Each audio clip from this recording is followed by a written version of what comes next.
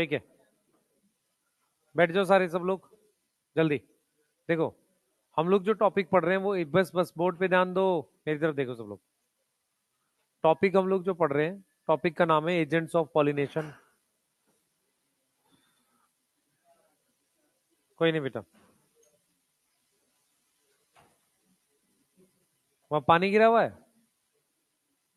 अच्छा, ठीक।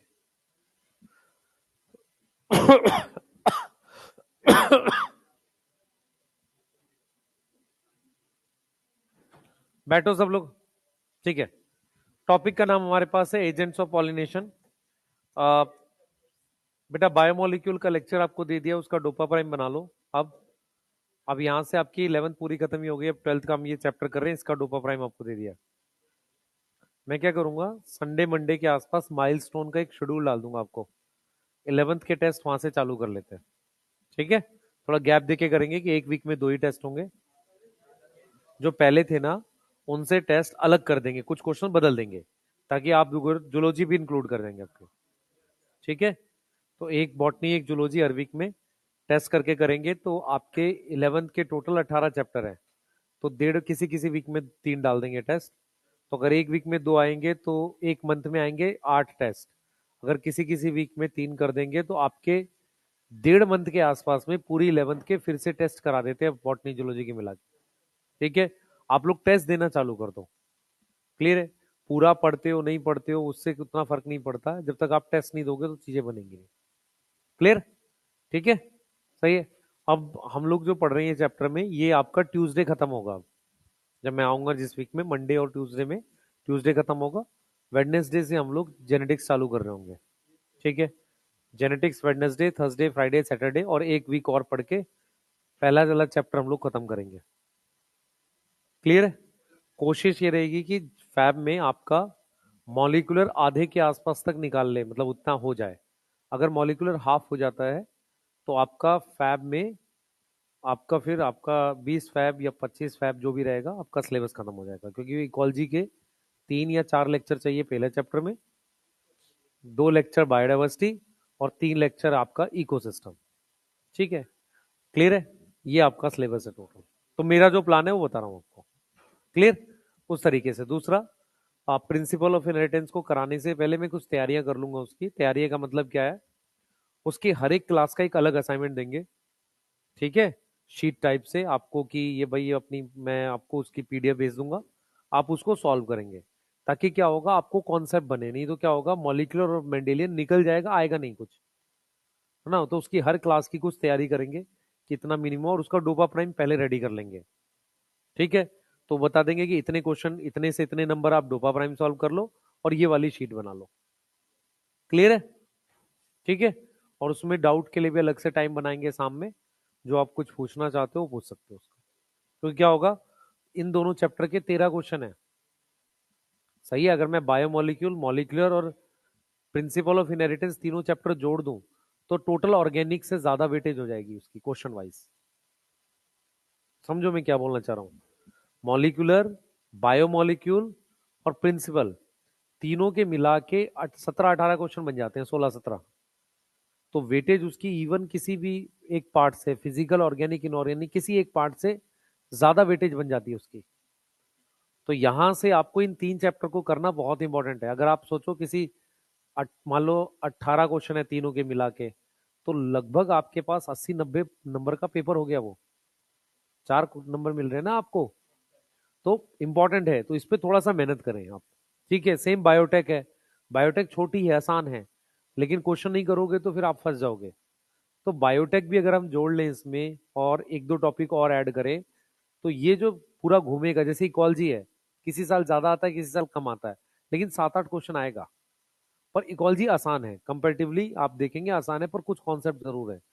तो यहां से सिलेबस जो है वो वेटेज ज्यादा देगा, टाइम कम लगाता है क्वेश्चन नंबर, क्योंकि अब आपके थोड़ा बेस बन भी जाता है, क्लियर है। तो उस हिसाब से सोच के पढ़ो, आपको सारा समझ में आएगा, क्लियर, ठीक है।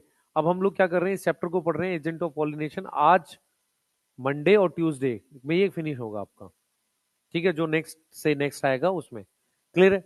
अब इसका जो टेस्ट में कहां तक आ रहा है, पॉलिनेशन पूरा आ रहा है, ठीक है, मैंने भी बात करी है, अगर कंफर्म हो जाता है तो मैं आपको मैसेज डाल दूंगा खुद से ग्रुप पे कि बायोमोलिक्यूल डलवा, मैं कोशिश करूंगा डल जाए पूरा पूरा, क्योंकि अगर वो पूरा नहीं डलेगा तो आप पढ़ोगे नहीं। क्लियर है? मैं पूछ लूंगा, इवन उन्होंने पेपर बना लिया होगा तो मुझे देने पड़ेंगे क्वेश्चन, मैं दे दूंगा। मैं कोशिश करूंगा कि बायोमोलिक्यूल डलवा जरूर दूं।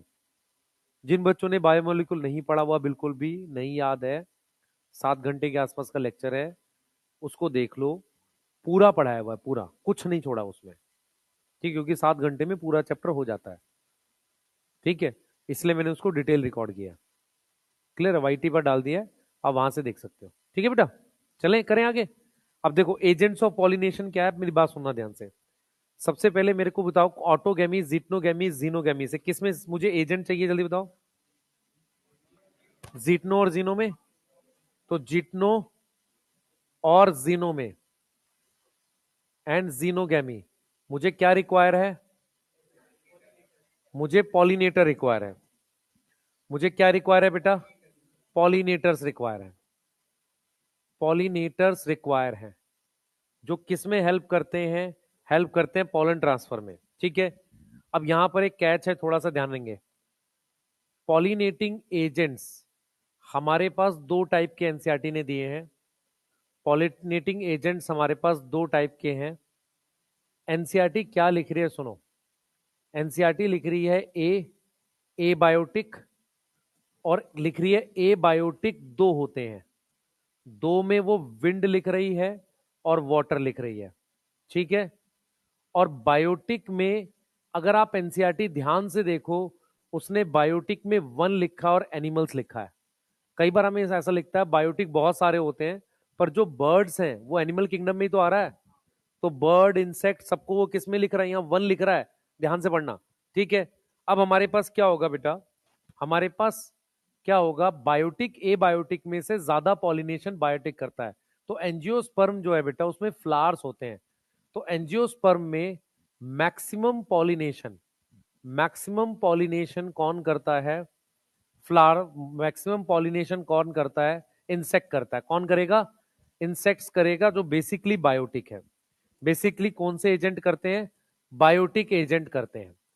अब आपको एक चीज समझनी है कि जो ए बायोटिक एजेंट्स हैं, ध्यान सुनेंगे, जो ए बायोटिक एजेंट्स हैं उनमें बहुत सारा पॉलन, क्योंकि वो नॉन स्पेसिफिक होता है।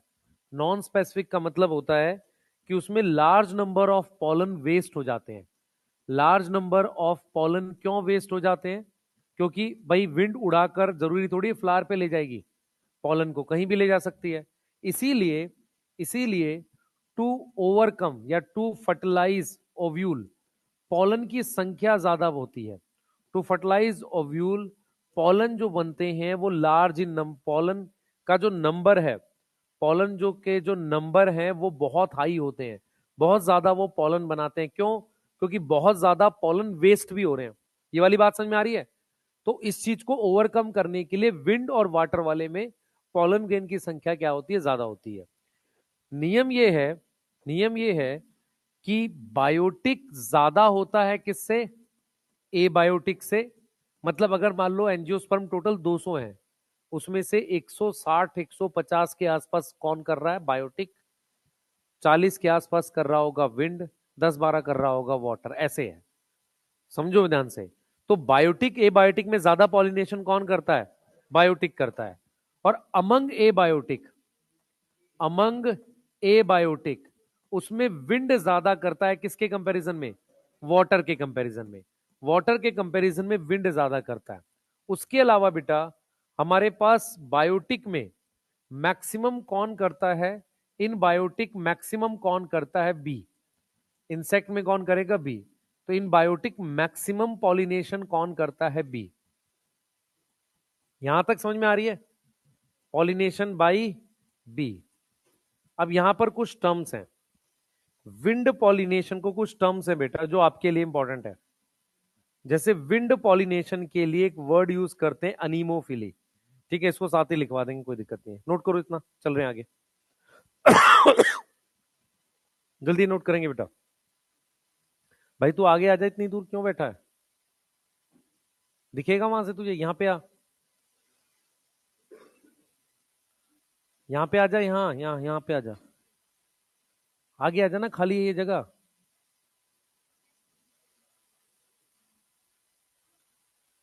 यहाँ पे आ, यहाँ पे, हाँ। इधर हो जा बेटा तू, यहाँ से दिखेगा। ठीक है,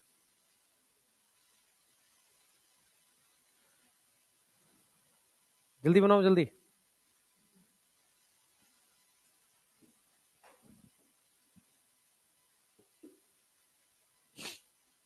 तुमने सर्विस को बोला था उसके लिए, क्वेश्चंस के लिए बोला होगा उन्होंने।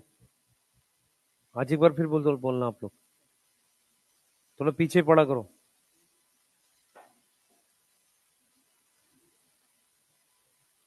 क्या हो गया? एमडी सर आएंगे तो उनको बोलो ना आप भी, है? तो सर क्या बोलते हैं? भाग गया?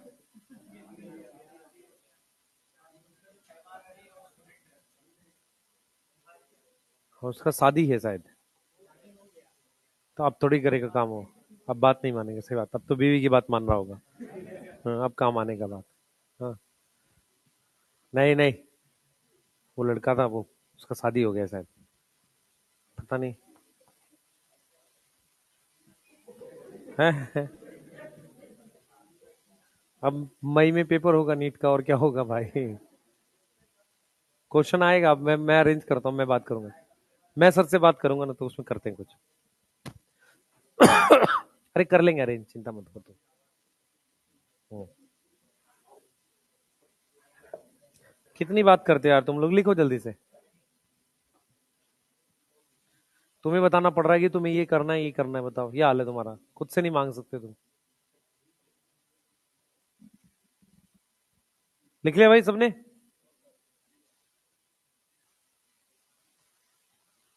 क्लास ट्वेल्थ में प्लीज क्लास ट्वेल्थ की एनसीईआरटी लाने की हैबिट डालें, क्योंकि आप लोग को टाइम नहीं मिलेगा। क्लास ट्वेल्थ में अलग से एनसीईआरटी पढ़ने का टाइम नहीं बनेगा, क्लास में ही पढ़ो उसको, एनसीईआरटी को।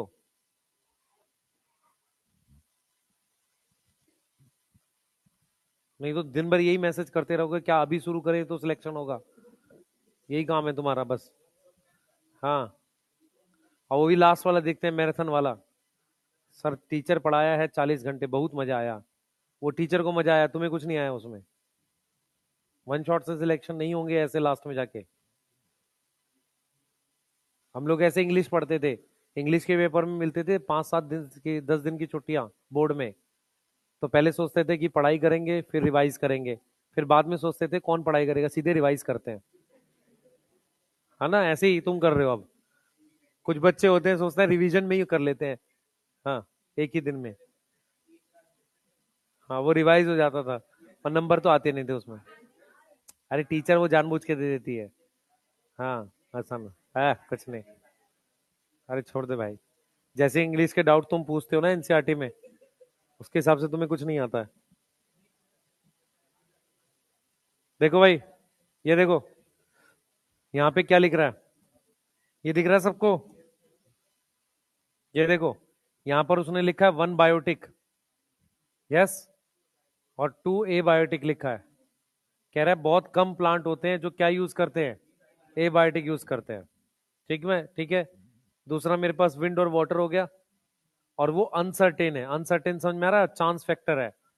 ठीक है, इसके लिए, इस अनसर्टेनिटी को कंपनसेट करने के लिए, पॉलन गेन का नंबर क्या है, एनॉर्मस अमाउंट, एनॉर्मस मतलब बहुत ज्यादा। ये वाले पॉइंट समझ में आ गए? यही लिखा हुआ है उसने बस, कि large number of pollen waste हो जाते हैं, उसको पूरा करने के लिए वो क्या करता है, इस तरीके से करता है। अब देखो ध्यान से, सबसे पहली पॉलिनेशन जो हम लोग पढ़ रहे हैं वो विंड पॉलिनेशन है। सबसे पहली पॉलिनेशन हमारे पास क्या है, विंड पॉलिनेशन है। विंड पॉलिनेशन को हम एक नाम देते हैं, जिसका नाम है अनीमोफिली। क्या नाम है? अनीमोफिली नाम है, अनीमोफिली नाम है बेटा, विंड पॉलिनेशन का अनीमोफिली है। आपको क्या करना है, इसके फ्लावर के फीचर पढ़ने हैं। ये जो फ्लावर होता है इसके कुछ फीचर्स हैं जो आपको ध्यान से पढ़ने हैं। सबसे पहला फीचर, बोर्ड पे ध्यान दो बेटा, जो भी प्लांट विंड से पॉलिनेट होगा, सबसे पहला फीचर उसके फ्लावर को लेके, फ्लावर हमारे पास कलरलेस होगा, या उसको व्हाइट लिखते हैं, कलरलेस होगा, नेक्टरलेस होगा और उसमें स्मेल नहीं होगी, तो क्या लिखेंगे? ऑर्डरलेस लिखेंगे। यहां तक समझ में आ रही है? अब अगर हम स्टेमन की बात करेंगे, स्टेमन, स्टेमन को लेके बोर्ड पे इफेक्ट फोकस रखेंगे सारे, देखो क्या होगा कि स्टेमन उसका फ्लावर के लेवल से बाहर होगा, इसको कहते हैं एक्सर्टेड। जैसे मान लो मैंने ये क्या किया है, फ्लावर बना दिया यहां पे, ध्यान से समझे, मैंने क्या किया है, ये थैलेमस बनाया है और ये मैंने इसकी सेपल्स पेटल ऐसे बनाई है, तो स्टेमन को फ्लावर के लेवल से बाहर होगा, उसको लिखते हैं स्टेमन क्या होगा, एक्सर्टेड।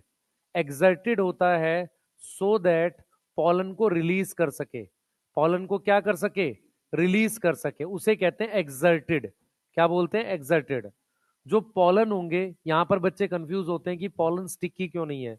पॉलन स्टिकी इसलिए नहीं है कि पॉलन जो होता है, अगर स्टिकी होगा तो पहली बात आपस में चिपक जाएगा, उड़ेगा नहीं। दूसरा पॉइंट क्या है कि स्टिकी होगा तो उड़ के एक मान लो कहीं गिरा तो फिर वहां से दोबारा नहीं उड़ेगा, क्योंकि हम ये चाहते हैं कि पॉलन हवा से उड़ के कहीं गिरे, फिर वहां से उड़ के दोबारा कहीं गिरे, ऐसे वो फाइनली कहां तक पहुंच जाए, फ्लावर तक पहुंच जाए। तो इसीलिए जो पॉलन होगा वो सबसे पहले छोटे साइज का होगा, स्मॉल साइज का होगा, वो कैसा होगा, नॉन स्टिकी होगा, और हमारे पास क्या होगा, वो लाइट वेट होगा। कैसा होगा? लाइट वेट होगा। समझ में आ रहा है ये चीज? लाइट वेट होगा और लार्ज इन नंबर्स में होंगे। नंबर कैसा होगा उसमें? बहुत ज्यादा नंबर होगा, ज्यादा उसका। अगर हम बात करते हैं पिस्टिल की, तो पिस्टिल में हमारे पास जो स्टिग्मा होगा वो लार्ज होगा और फेदरी होगा। फेदरी होने से क्या फायदा होगा कि वो पॉलन को हवा में पकड़ लेगा, कैच कर लेगा, ताकि वो क्या कर सके, वो कैप्चर कर सके airborne pollen. Capture airborne, airborne का क्या मतलब होता है? एयर में पैदा हुए या एयर में जो प्रेजेंट है पॉलन, उसको पकड़ सके, इसलिए स्टिग्मा कैसा चाहिए, फेदरी चाहिए। फेदरी समझ में आता है? उस पे ऐसे धागे जैसा होगा। एक बहुत इंपॉर्टेंट फीचर है कि जब हम ओवरी की बात करते हैं तो ओवरी में सिंगल ओव्यूल होगा, उसका एक रीजन है हमारे पास, ध्यान से सुनेंगे।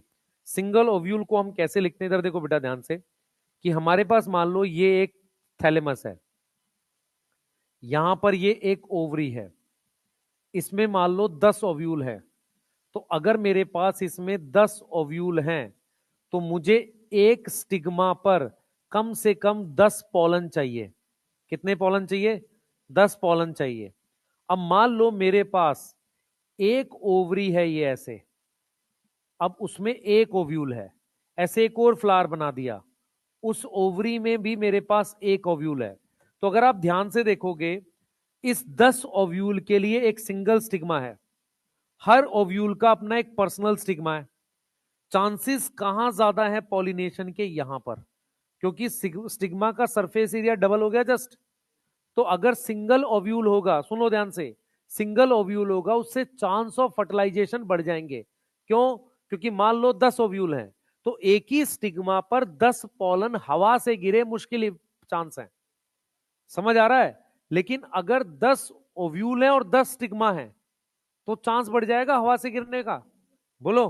तो यहां पर क्या होता है, इस कंडीशन को कहते हैं कि अगर हमारे पास मोनो ओव्यूलर ओवरी है, मोनो ओव्यूलर ओवरी का क्वेश्चन कम से कम 2 बार आया है नीट में, 17-16 में किसी एक बार है और 18-18 के आसपास एक बार है। तो मोनो ओव्यूलर ओवरी जो है विंड पॉलिनेटेड का फीचर होता है। दूसरा क्या है कि अगर फ्लावर छोटे होते हैं, अगर फ्लावर स्मॉल होते हैं तो वो क्लस्टर में होते हैं ताकि पॉलन पकड़ सकें। वो किस में प्रेजेंट होंगे? क्लस्टर में। Present in cluster so that वो पॉलन को पकड़ सकें। किसको पकड़ सके? पॉलन को कैप्चर कर सकें। इसका एक बेस्ट एग्जांपल दे रखा है एनसीईआरटी ने, मेज। इसका एग्जांपल क्या दे रखा है? मेज। मेज में क्या होता है बेटा, कुछ इस तरीके से होता है। आप देखो, मेज में हमारे पास क्या होता है, ये हमने उसका प्लांट बना दिया, इसमें एक ही प्लांट पर मेल और फीमेल फ्लावर होते हैं। तो इस तरीके से हमारे पास ऊपर ये हमारे पास मेल फ्लावर्स हैं, इस तरीके से हमारे पास ये ऊपर कौन से फ्लावर्स हैं? मेल फ्लावर हैं। यहां पर क्या होता है, यहां पर क्या होता है, इस तरीके से एक इन्फ्लोरेसेंस बनता है। जो हम भुट्टा खाते हैं वो इन्फ्लोरेसेंस है। वहां पर खूब सारे ये फीमेल फ्लावर ऐसे लगे रहते हैं, खूब सारे। हर एक फीमेल फ्लावर से एक धागा बाहर निकलता है ऐसे, इसको इसका स्टिग्मा स्टाइल कहते हैं। इस स्टिग्मा स्टाइल जो ये बाहर निकल रहा है बेटा ऐसे, इसका जो ये स्टिग्मा स्टाइल ऐसे बाहर निकल रहा है, ये हर एक फ्लावर से निकलता है ऐसे, और फिर इसको हम कवर भी करते हैं, याद होगा आपको। इस तरीके से इसको क्या किया हुआ है, कवर किया हुआ है कि नहीं। तो ये जो निकला है बाहर ये धागा, इसको इसका स्टिग्मा कहते हैं। और ये क्या होता है, स्टिग्मा और स्टाइल मिलाकर होता है ये। इसको हम नाम देते हैं टासल्स। क्या नाम देते हैं, टासल्स। अब यहां पर देखो, फ्लावर किस में प्रेजेंट है, क्लस्टर में प्रेजेंट है। तो जो भुट्टा हम खाते हैं, मेज खाते हैं हम, कौन खाते हैं, ये क्या है बेटा, क्लस्टर ऑफ फीमेल फ्लावर है। किसका क्लस्टर है, फीमेल फ्लावर का। आप हमेशा याद रखो बच्चे, आपने देखा भी है इस चीज को कि जब कई बार उसको छीलते हैं भुट्टे को, अंदर बीज होता भी है, खाली भी होता है। एक्चुअल में एक बीज जो है वो एक फ्लावर से बना हुआ एक फ्रूट है। एक्चुअल में क्या होता है, कुछ प्लांट्स में फ्रूट और सीड एक ही बात होती है। गेहूं हो गया, मेज हो गया, तो जो फ्रूट है वही सीड है। तो होता यह है कि जहां पर वो सीड प्रेजेंट होता है वहां पर 10 20 30 40 फ्लावर थे, कोई एक फर्टिलाइज होके वहां पर सीड बन गया। क्लियर है, और फर्टिलाइजेशन नहीं हुई तो वो जगह खाली रह जाती है। देखा है ना हमने, वो जगह क्या होती है, खाली रह जाती है। ये चीज समझ में आ रहा है। अब सवाल ये है, क्या वो सारे फीमेल फ्लावर एक ही साथ डेवलप करते हैं, आगे पीछे, आगे पीछे। रीजन बताता हूं क्यों। क्या हुआ था, ये नीचे वाले फ्लावर पहले बने थे, फिर ये बने, फिर ये बने। इसलिए अच्छा, क्या हुआ, जब पॉलिनेशन हुई तो सब पे सबके धागे बाहर थे, जिसपे पॉलन गिरा वो पॉलिनेट होके उसने सीड बना दिया। तो आपको नॉर्मली दिखता है कि नीचे जो है, जो फ्लावर पहले बन के रेडी हो गए थे वो फर्टिलाइज हो गए, ऊपर वाले रह गए। और ये रेसिमोज इन्फ्लोरेसेंस है, क्योंकि नीचे ओल्ड फ्लावर, ऊपर यंग फ्लावर। समझ पा रहे हो मैं क्या बोल रहा हूं। तो ये वाले जो थे ना फ्लावर, ये रेडी हो गए पहले, और ये फर्टिलाइज भी हो गए, ऊपर वाले रह गए, तो ऊपर वाला एरिया खाली रह जाता है कई बार। ये बात समझ में आ रही है। अच्छा, कितने फ्लावर होते हैं, मान लो 100 सीड है उसमें, फ्लावर कम से कम 1-2 हजार थे उसमें, सारे फर्टिलाइज हो भी नहीं पाते। जहां एक बीज बनता है ना, वहां एक फ्लावर नहीं था, बहुत सारे थे, कोई एक दो फर्टिलाइज हो पाया, या दो भी हुए तो उसमें से कोई एक सीड बना पाया। समझ पा रहे हो। इसीलिए उसके बाद भी जब पूरा भुट्टा बन भी जाता है, बहुत सारे धागे होते हैं उसके बाहर। समझ में आ रहा है, वो क्या है, स्टिग्मा और स्टाइल है। उसको क्या बोलते हैं बेटा, टासल्स बोलते हैं। यहां तक ठीक है, बोलो क्या चीज, सूख जाएगा। अगर कोई भी फ्लावर फर्टिलाइज नहीं होगा तो क्या हो जाएगा, सूख जाता है। क्लियर है, ठीक है, यहां तक समझ में आ रहा है। इसमें क्या क्या पॉइंट्स है जो बहुत इंपॉर्टेंट है, single ovule, feathery stigma. Clear है, फ्लावर का क्लस्टर, देखो दो चीजें यहां पर ये क्लस्टर में क्यों है, ताकि पॉलन पकड़ सके। इंसेक्ट पॉलिनेटेड वाला क्लस्टर में क्यों है, ताकि कॉन्स्पिकुअस बन सके। कॉन्स्पिकुअस मतलब दिख सके। समझ में आ रहा है, ये वर्ड यूज करिए एनसीईआरटी, कॉन्स्पिकुअस। क्लियर है, बोलो। एक मिनट रुको, कौन लिख, रुक जाओ, लिखना नहीं है, एनसीईआरटी पढ़ो पहले, विंड पॉलिनेटेड की एनसीईआरटी पढ़ो। जो गरीब बच्चे एनसीईआरटी नहीं लाए पहले लिख लो, फिर मांग के पढ़ेंगे। एनसीईआरटी कहां है तेरी, अच्छा। मोनो ओवुलर का मतलब एक ओवरी में एक ओव्यूल, एक से ज्यादा ओव्यूल होगा तो स्टिग्मा में एक बहुत सारे पॉलन चाहिए। सही है, जब हवा से उड़ के गिर रहा है तो चांस कम है ना, इसीलिए हमने क्या बनाया, एक ओवरी में एक ओव्यूल बनाया। भाई विंड पॉलिनेशन यही पढ़ना है, ऊपर से पैराग्राफ, क्या नंबर पेज है ये, पेज नंबर 29 पढ़ना है सिर्फ आपको, और कोई नहीं पढ़ना। पेज 29 का पहला पैराग्राफ सब पढ़ेंगे। नहीं, जिसमें पुरानी एनसीईआरटी की कोई और पेज होगा। पुरानी में 29 है, नई वाली में 13 है, नई वाली में 13 है।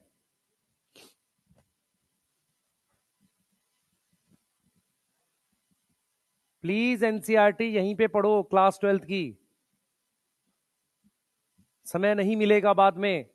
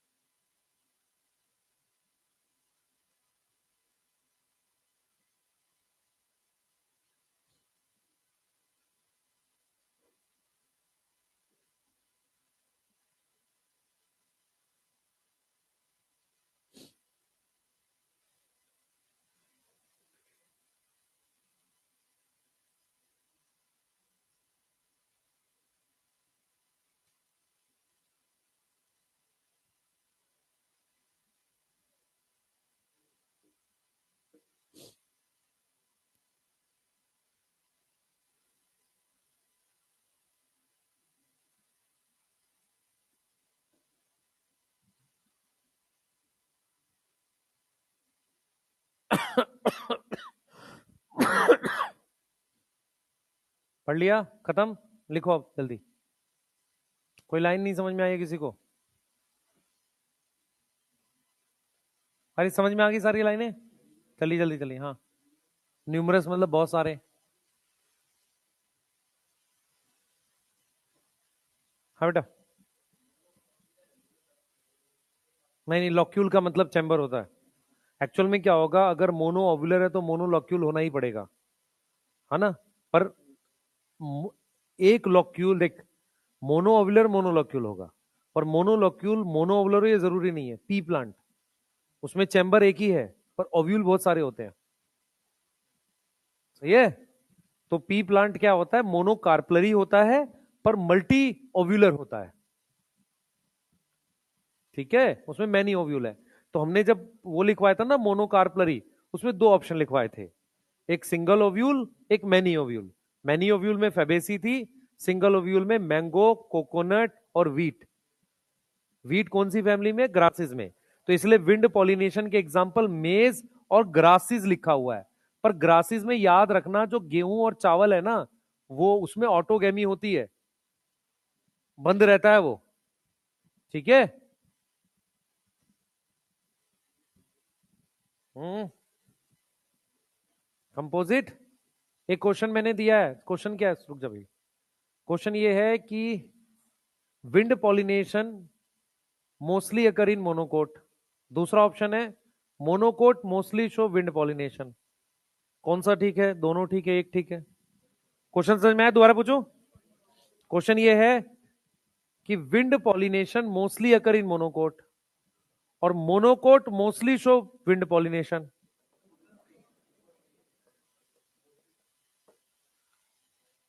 ये है, हमने 2016-17 में कोई असाइनमेंट बनाया था, उसका क्वेश्चन है, मुझे याद आ रहा है।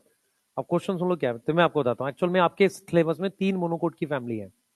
एक लिलियसी है, एक ऑर्किडासिएई है, ऑर्किड की फैमिली, और एक पोएसी है।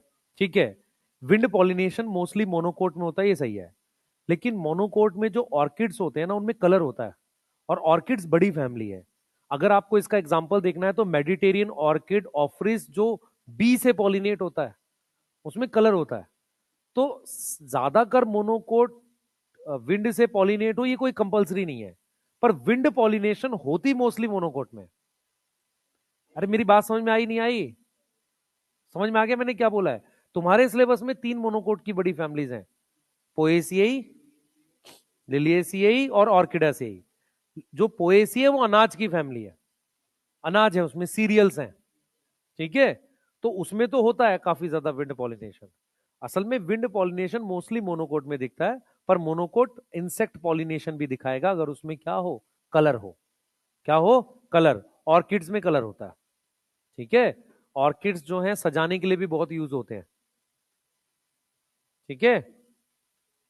समझ में आया ये? हो सकता है तुम्हारे इसके डोपा के क्वेश्चन में दिया हुआ, मैंने एक बार चेक कर लूंगा। समझ में आ गया? लिख लिया भाई?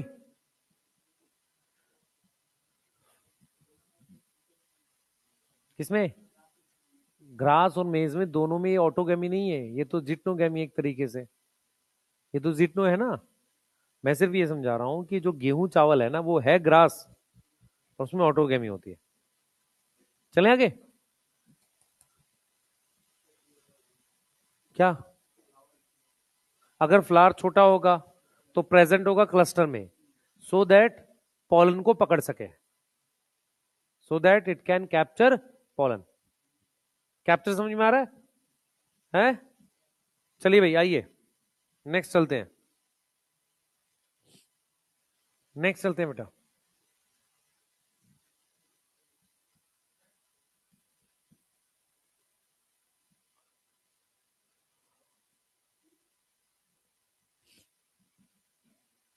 नेक्स्ट हमारे पास है वाटर पॉलिनेशन। किससे पॉलिनेशन कर रहे हैं? Water pollination. वाटर से पॉलिनेशन को हम क्या बोलेंगे? हाइड्रोफिली। क्या वर्ड यूज करते हैं? हाइड्रोफिली। लिख लिया था? कोई लिख रहा था? लिख लिया ना सबने? है? लिख लिया ना? कौन लिख रहा है? जल्दी लिख।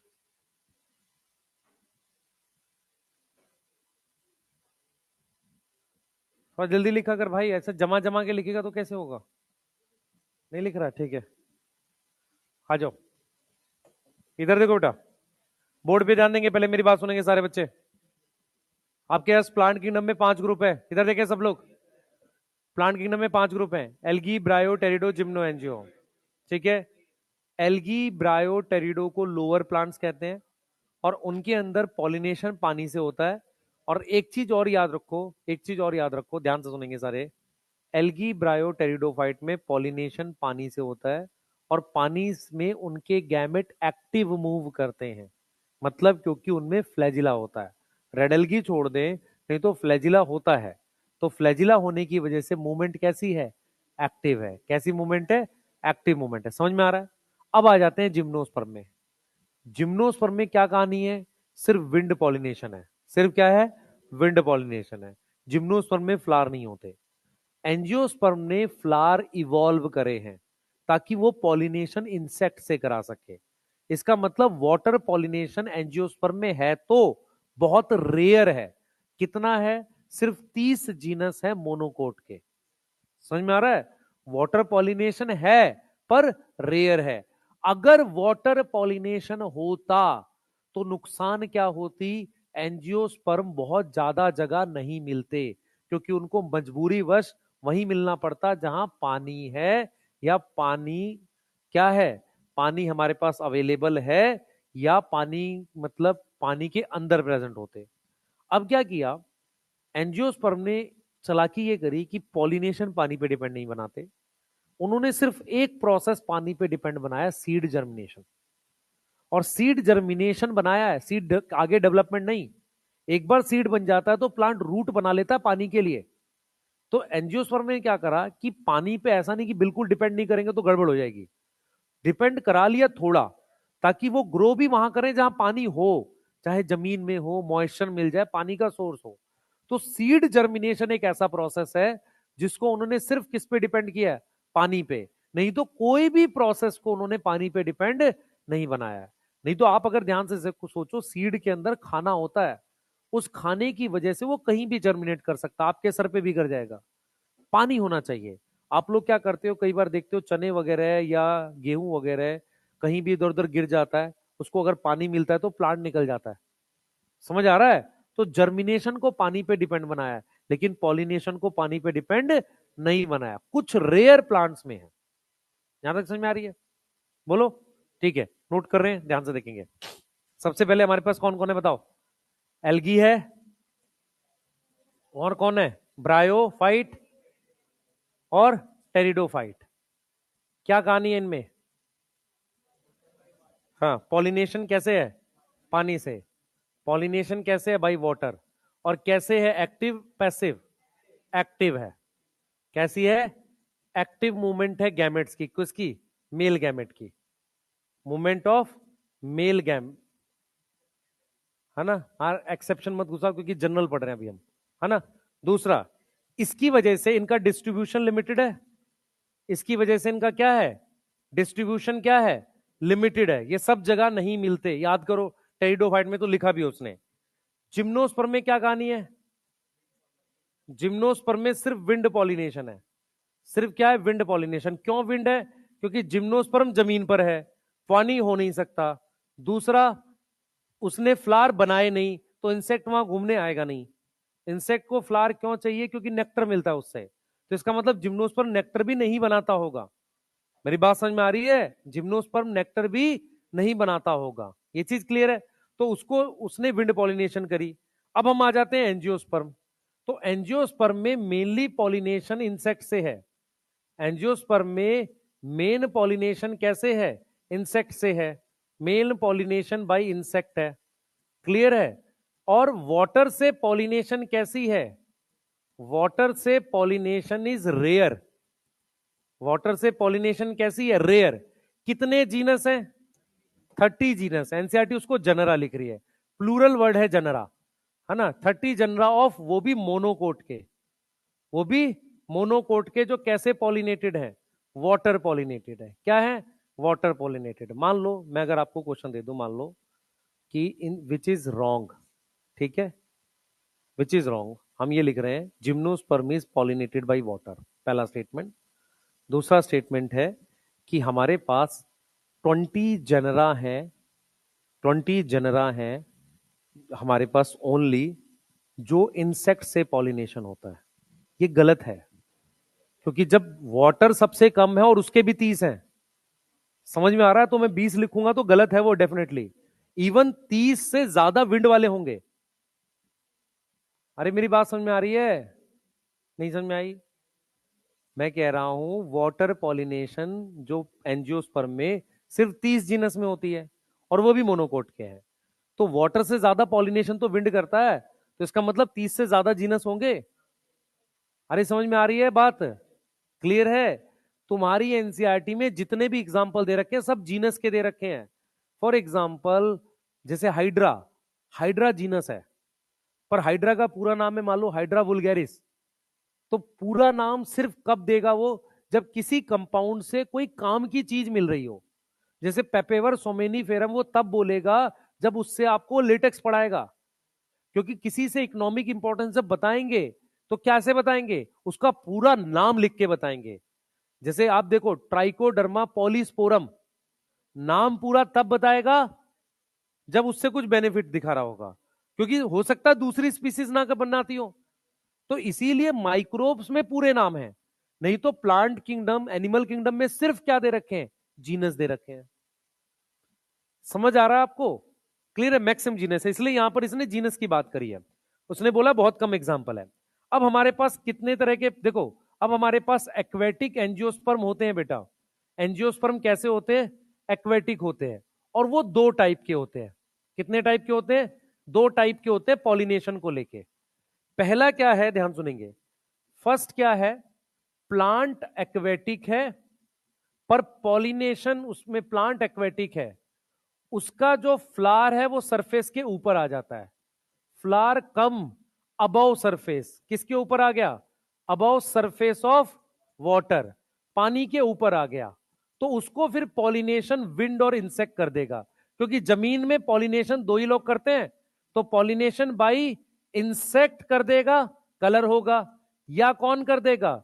विंड कर देगा। इसका एग्जाम्पल हमारे पास है वाटर लिली। अब आप देखो वाटर लिली में इंसेक्ट से होगा क्योंकि उसमें कलर होता है, और वाटर हायसिंथ में भी क्या होता है? कलर होता है। तो कौन करेगा? इंसेक्ट करेगा, क्योंकि जमीन में मेन पॉलिनेटर या तो विंड करेगा या इंसेक्ट करेगा। समझ में आ रहा है ये चीज? दूसरा ऑप्शन है कि हमारे पास प्लांट एक्वेटिक है, प्लांट पानी में ही मिल रहा है, लेकिन उसकी पॉलिनेशन कौन कर रहा है?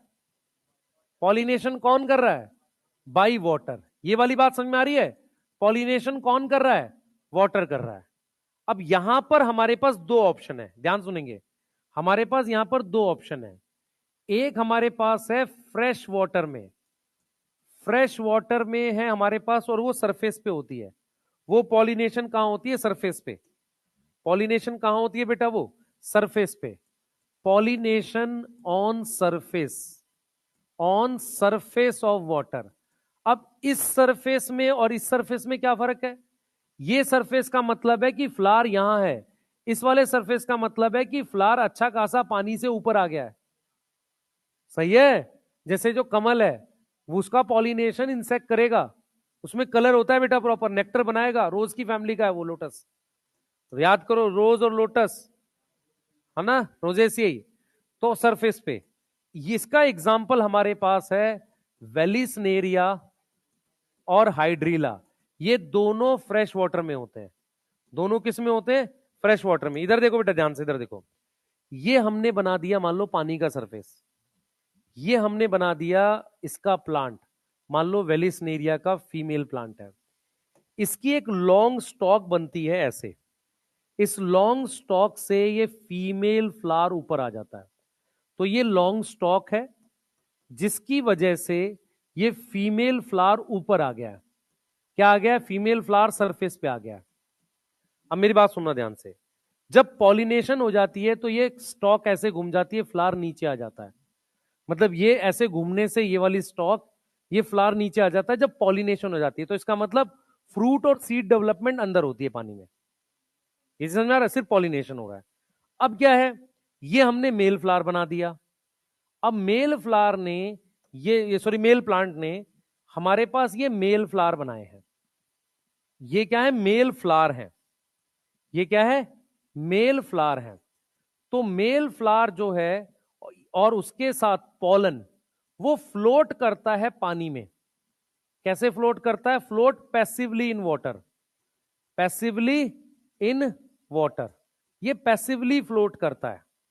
कौन? मेल फ्लावर फ्लोट करता है। और कौन करता है? पॉलन। ये क्या है? यहां पर मेल फ्लावर है, यहां पर ये क्या है?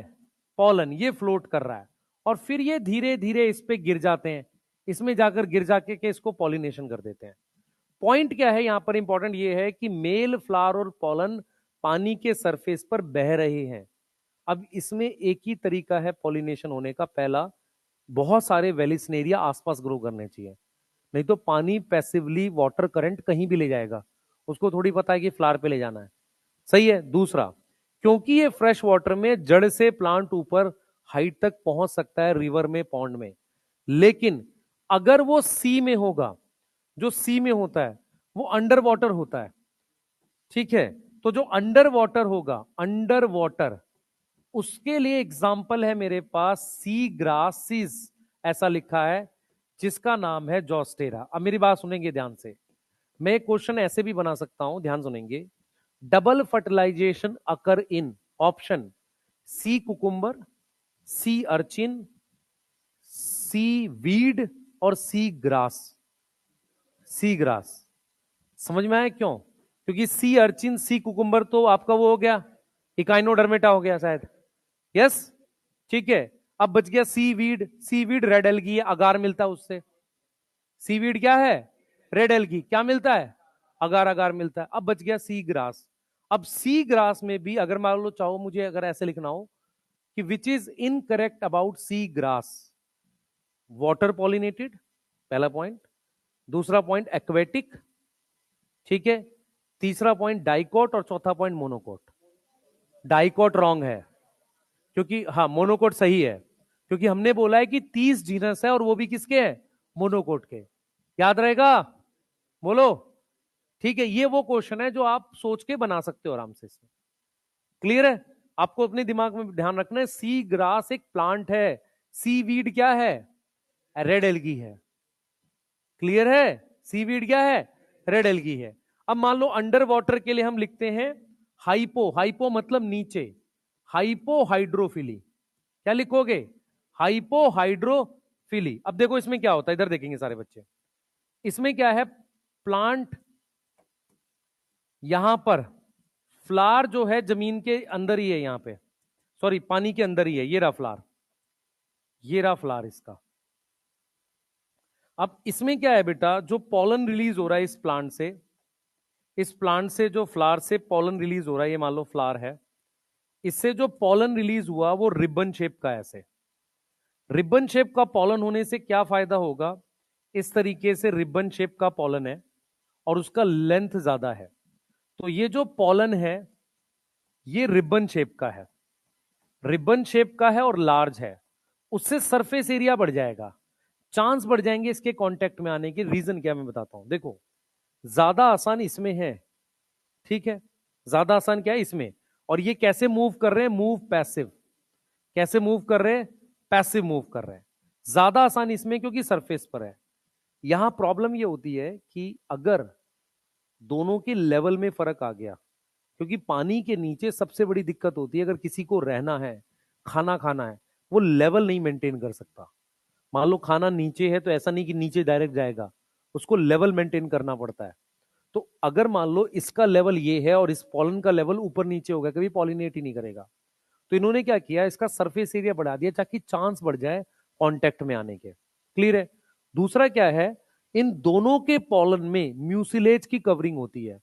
म्यूसिलेज आपने पढ़ा था ब्राउन ब्लू ग्रीन एल्गी में, याद है? जिसको हम जिलेटिनस शीट कह रहे थे। म्यूसिलेज पानी को रिपेल करता है, पानी को रिपेल कर रहा है। क्लियर है? अगर म्यूसिलेज पानी को रिपेल कर रहा है तो वो चीज को भीगने नहीं देगा।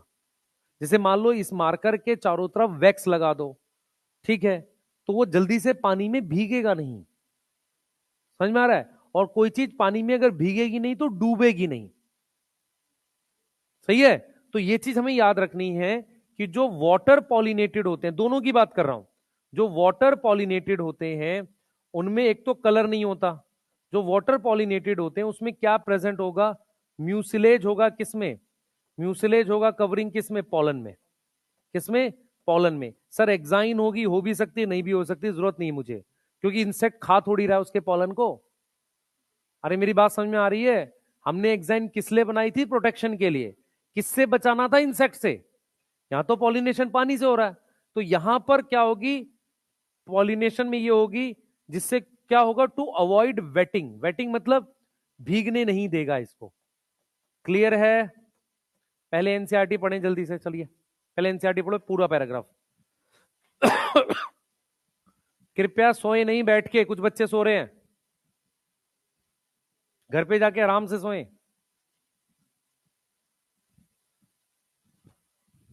पहले एनसीईआरटी पढ़ो, हैबिट डालो 12th में,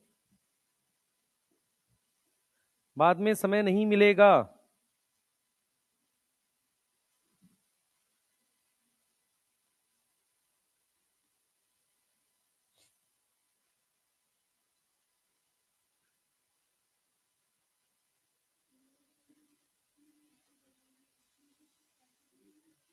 है?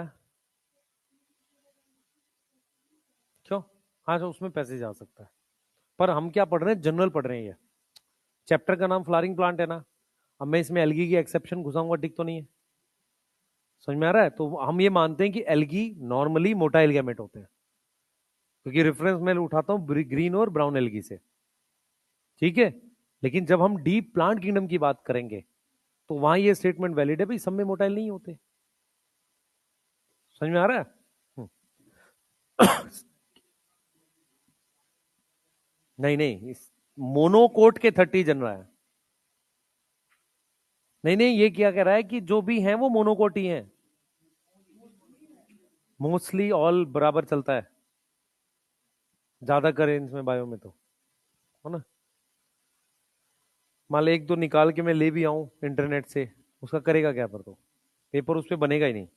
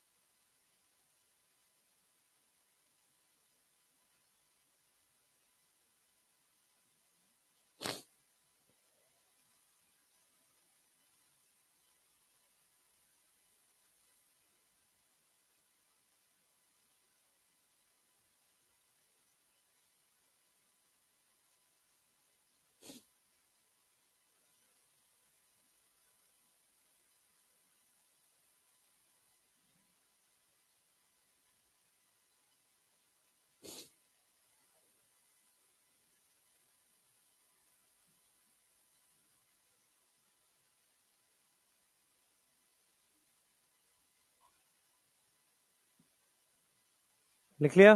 सॉरी, पढ़ लिया एनसीईआरटी? सबने पहले एनसीईआरटी पढ़ ली है? समझ में आ गया? पूछ लो, कुछ पूछना चाहो?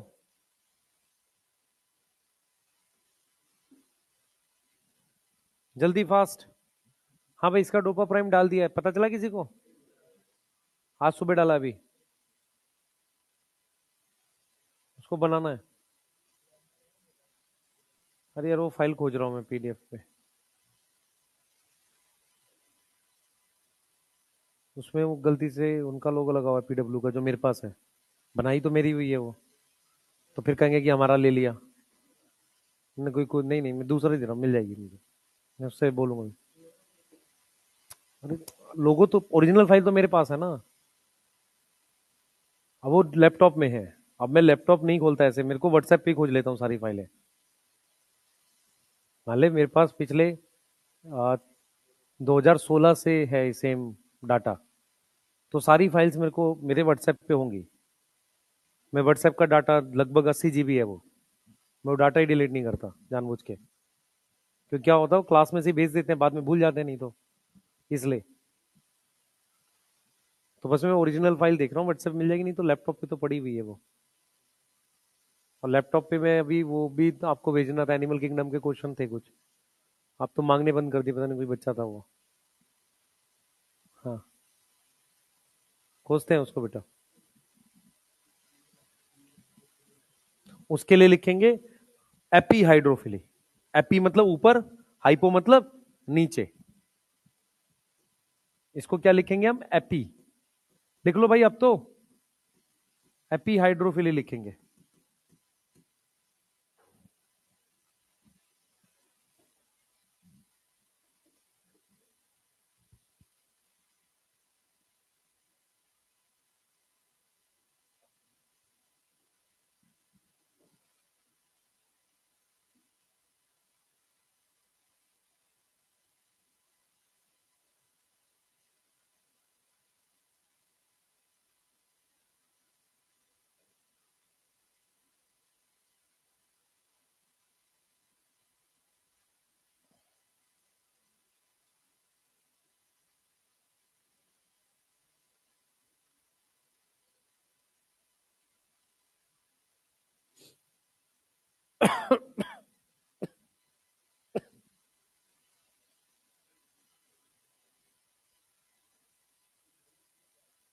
है बेटा? दोबारा बोल। नहीं नहीं, एक मेरीन है ना, ये वाला मेरीन है, सी ग्रास लिखा है ना, ये वाला क्या है? मैरीन है। और ये वाला क्या है? Fresh water. ठीक है। हम्म,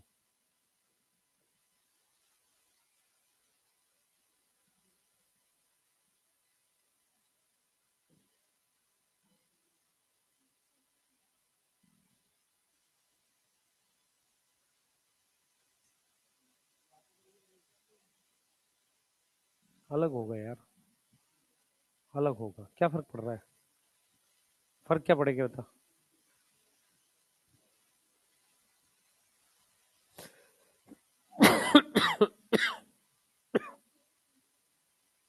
फ्रेश वाटर वेरिसनेरिया आइडिला, और मेरीन मेरे पास जोस्टेरा। ठीक है।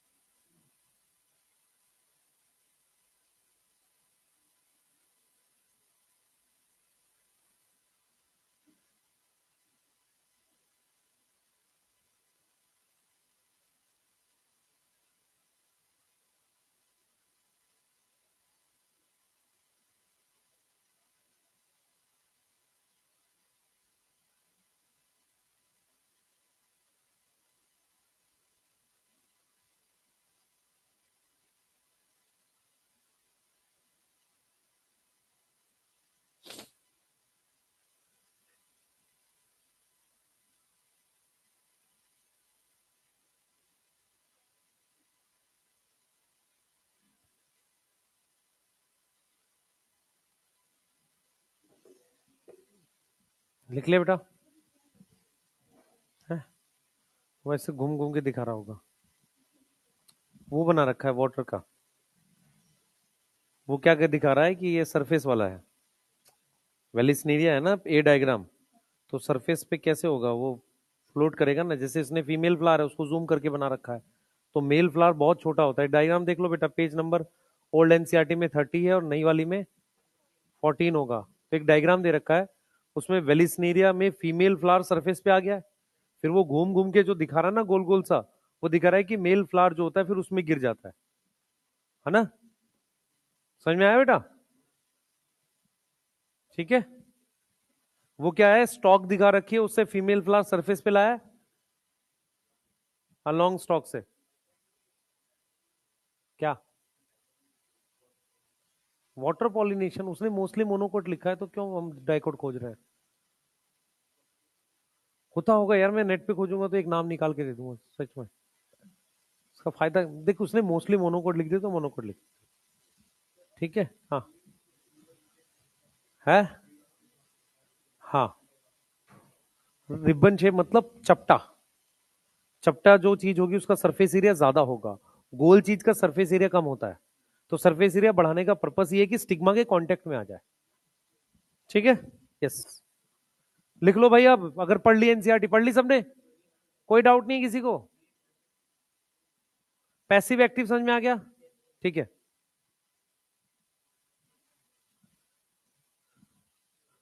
पूछ ले भाई कुछ, लिख जल्दी।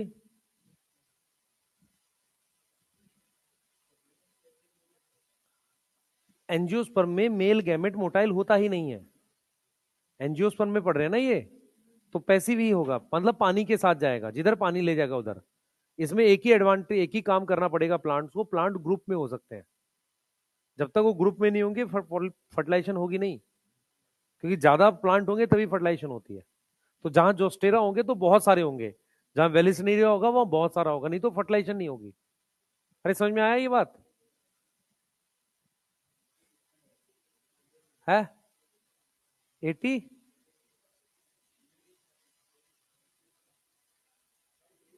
एक्टिव पैसिव बच्चे, इन तीनों में ऊपर वालों में अपने में जो मेल गैमेट है उसमें फ्लैजिला है। जिसमें फ्लैजिला होता है वो पानी में खुद से मूव करता है, और जिनमें फ्लैजिला नहीं है उसको पानी लेकर जाता है। तो किसमें फ्लैजिला नहीं है? एंजियोस्पर्म में जो पानी से पॉलिनेट होते हैं ना, उनमें फ्लैजिला नहीं है। तो एक्टिव हुआ पैसिव हुआ? पैसिव। एक्टिव किसमें? एल्गी, ब्रायो और टेरिडोफाइट में, क्योंकि उसके मेल गैमेट कैसे थे? मोटाइल। कैसे थे? मोटाइल। ठीक है।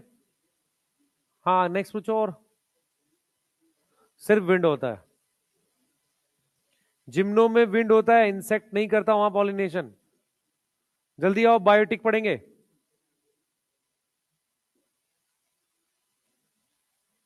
लिख लिया? थोड़ा फास्ट लिखने की कोशिश करें।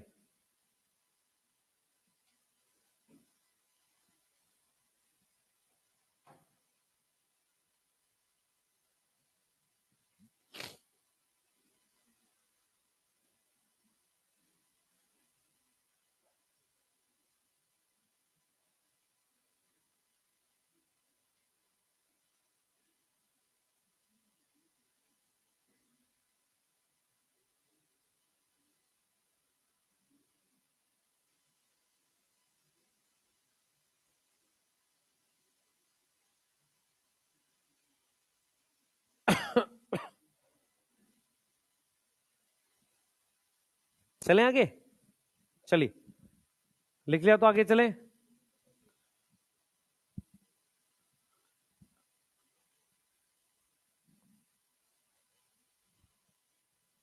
बेटा प्लीज एनसीईआरटी साथ पढ़ो, बाद में मौका नहीं मिलेगा, मैं इसलिए रिपीट कर रही हूँ बात, ताकि आपको समझ में आए कि एनसीईआरटी साथ पढ़नी है। हम लोग बायोटिक एजेंट्स की बात कर रहे हैं। हाँ भाई, बायोटिक एजेंट्स में हमारे पास कौन कौन है? सबसे पहले बायोटिक एजेंट्स में हमारे पास कौन कौन है, जल्दी बताओ। हाँ, बायोटिक एजेंट्स में कौन कौन है? ठीक है, सबसे पहले हमारे पास इंसेक्ट्स हैं। सही है। इंसेक्ट्स में आ जाएगा बी, बटरफ्लाई, और उसके अलावा फ्लाइज आ जाएंगी, है ना। फ्लाइज, मॉथ, बीटल, है ना। मॉथ आपने वहां सुना है एवोल्यूशन में, है ना। हाँ, बिस्टन बेटुलारिया। हाँ, बीटल। और क्या आ जाएगा? एंड्स है, वास्प है ना। ये सारे कुछ आ गए हमारे पास। अब ये स्नेल इसमें आएगा नहीं, स्नेल इंसेक्ट है नहीं, ठीक है। उसके अलावा हमारे पास रेप्टाइल्स, रेप्टाइल्स में हमारे पास आ जाएगा गार्डन लिजर्ड, गार्डन लिजर्ड कौन सा होता है, गिरगिट है ना, और गैको लिजर्ड, गैको लिजर्ड थोड़ा बड़ा सा होता है, ठीक है। उसके अलावा ऐसे चूहे जो पेड़ पर रहते हैं, आर्बोरियल, एनसीईआरटी लिखती है ट्री ड्वेलिंग, ट्री पर रहने वाले आर्बोरियल रोडेंट्स। उसके अलावा कुछ प्राइमेट्स होते हैं, लेम्यूर, लेम्यूर क्या होता है, एक बंदर जैसा होता है, मंकी जैसा ही होता है, मंकी नहीं होता पर वो मंकी जैसा होता है, उसकी आईज बड़ी बड़ी होती हैं, उसको लेम्यूर कहते हैं। तो लेम्यूर हो गया, ठीक है, आर्बोरियल ये हो गया। अब इसके अलावा हमारे पास बैट होता है, और बैट के साथ हमारे पास बर्ड्स होते हैं। बर्ड्स में जो हमारे पास पॉलिनेशन करते हैं वो दो हैं, एक हमिंग बर्ड है और एक सन बर्ड है। पहले क्या था, इनके प्लांट्स के नाम भी लिखवाए जाते थे कि ये कौन से प्लांट को करता है, सन बर्ड और हमिंग बर्ड, वो लिखवाते थे, और बैट किसको करता है उसको लिखवाते थे, पर कोई नाम एनसीईआरटी ने तो दिए नहीं है। जो बैट पॉलिनेशन है, ध्यान सुनेंगे, बैट पॉलिनेशन को लिखते हैं काइरेप्ट्रोफिली। क्या लिखते हैं, काइरेप्ट्रोफिली। तुम्हारे सिलेबस में ये कहां काम आएगा, मैमल्स में कुछ ऑर्डर दे रखे हैं, मैमल्स में कुछ ऑर्डर दे रखे हैं, जैसे वेल का ऑर्डर है बेलेनोप्टरा, समझ में आ रहा है, ऐसे ही बैट का ऑर्डर काइरेप्टरा होगा, समझ में आ रहा है, वहां काम आएगा ये सिर्फ, ठीक है। और बर्ड वाले को कहते हैं ऑर्निथोफिली, ऑर्निथोफिली। डॉक्टर सलीम ऐसे करके कोई नाम है, वो बर्डमैन ऑफ इंडिया बोलते हैं उन्हें, ठीक है। हाँ, हाँ उन्हीं के नाम से शायद किसी जगह सेंटर भी है, क्लियर, पता नहीं, इधर ध्यान रखो, बस भाई इधर ध्यान रखो। ये सब सुन के अक्षय कुमार की मूवी याद आती है, फल फाटजी टाइप की, इधर ध्यान रखो। हाँ, इधर देखो भाई, दूसरा क्या होता है, बैट को क्या है, सुने ध्यान से, बैट और बर्ड में एक बेजर डिफरेंस होता है, बैट को दिखता नहीं है, तो फ्लावर डल कलर का होगा, फ्लावर कैसा होगा, डल कलर का होगा, ठीक है। बर्ड को अच्छा खासा दिखता है, तो फ्लावर ब्राइट कलर का होगा, फ्लावर कैसा होगा, ब्राइट कलर का होगा। दूसरी चीज याद रखना, बर्ड सूंघ सूंघ नहीं सकता, तो उसका ऑर्डरलेस फ्लावर होता है। बेटा बर्ड को अच्छा दिखता है, बर्ड स्मेल नहीं कर सकता, सही है, बर्ड स्मेल नहीं कर सकता, क्लियर है, ऑल्फैक्शन नहीं होती है उसमें, तो वो क्या हो गया हमारे पास, ऑर्डरलेस। इसमें मेरे पास स्ट्रॉन्ग ऑर्डर होती है, आपने देखा है कि जो बैट होते हैं वो फ्रूट्स खा जाते हैं, बैट रात में आता है और पूरे पूरे ट्रीज के फ्रूट्स खा जाते हैं, क्योंकि वो जो फ्रूट्स पक जाते हैं उनकी एक ईस्टर की स्मेल आती है, स्वीट स्मेल आती है, उस स्मेल से उन्हें पता चलता है फ्रूट्स है वहां, सही है। तो उनके में क्या होता है, स्ट्रॉन्ग ऑर्डर होता है, और इसका फ्लावर कैसा होता है, ऑर्डरलेस होता है। यहां तक समझ में आ रही है, बोलो, यहां तक समझ में आ रही है बर्ड और बैट में। अब हमारे पास अगर हम इंसेक्ट पॉलिनेशन की बात करें, हम किसकी बात करें, इंसेक्ट पॉलिनेशन की अगर हम बात करते हैं, तो कुछ ऐसे पॉइंट्स हैं जो आपको फोकस में रखने हैं।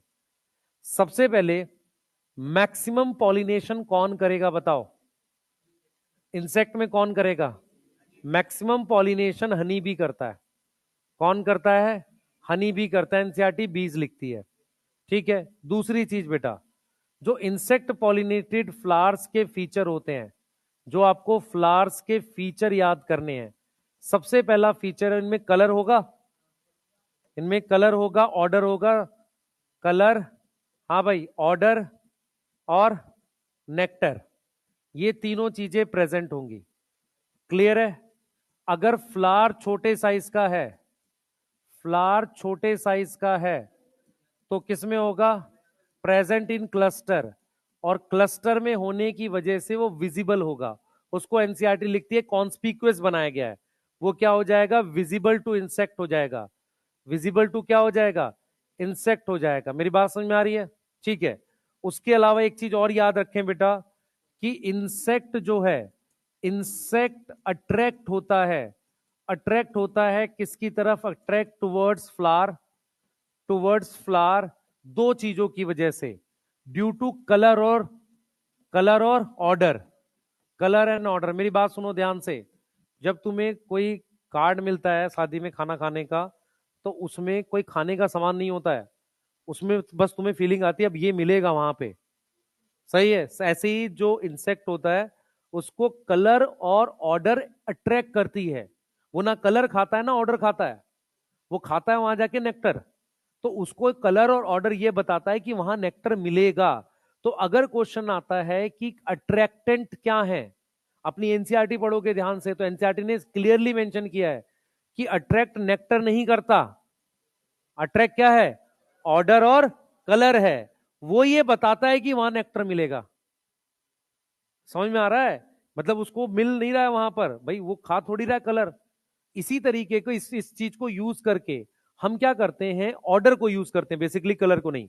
हम क्या करते हैं, इंसेक्ट ट्रैप बनाते हैं। इंसेक्ट ट्रैप क्या होता है, खेतों में कुछ ऐसे ट्रैप बनाए जाते हैं जिसमें वो ऑर्डर डाल दी जाती है जो फ्लावर्स में होती है। तो इंसेक्ट सोचता है वहां फ्लावर है, नेक्टर मिलेगा, वो वहां जाता है, उसको ट्रैप करके किल कर देते हैं। ये उन इंसेक्ट को किल करते हैं जो हमारी क्रॉप खा जाते हैं, उनसे प्रोटेक्ट करने के लिए। अब इसका नुकसान रिवर्स क्या होता है, पॉलिनेटर मार रहे हैं हम, फ्रूट प्रोडक्शन घट जाएगी। एक्चुअल में क्या होता है, साइंस दोनों तरफ से काम करती है। मैं आपको बताता हूं कैसे। हर चीज की एक थ्योरी होती है। हुआ ये था, शायद आपको नहीं पता ये बात, हुआ ये था, ये पुराने ऐसे लिटरेचर है कि हम बोलते हैं ग्रीन हाउस इफेक्ट नुकसान पहुंचा रहा है। एक्चुअल में क्या होता है, ग्रीन हाउस इफेक्ट क्या है, CO2 बढ़ने की वजह से, CO2 बढ़ने की वजह से अर्थ का टेम्परेचर बढ़ रहा है। ठीक है।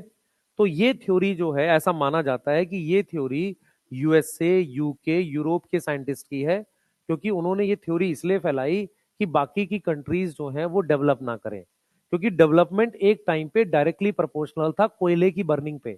अगर आप 1750 का इंडस्ट्रियल रेवोल्यूशन इंग्लैंड का जाने, उसमें मेन काम क्या हुआ था, उन्होंने मशीन्स बनाई थी। और मशीन किससे चलती थी, कोयले की एनर्जी से। तो जब तक आप कोयला नहीं जलाओगे CO2 नहीं बनेगा, और कोयला जला के ही आप डेवलप कर रहे हो।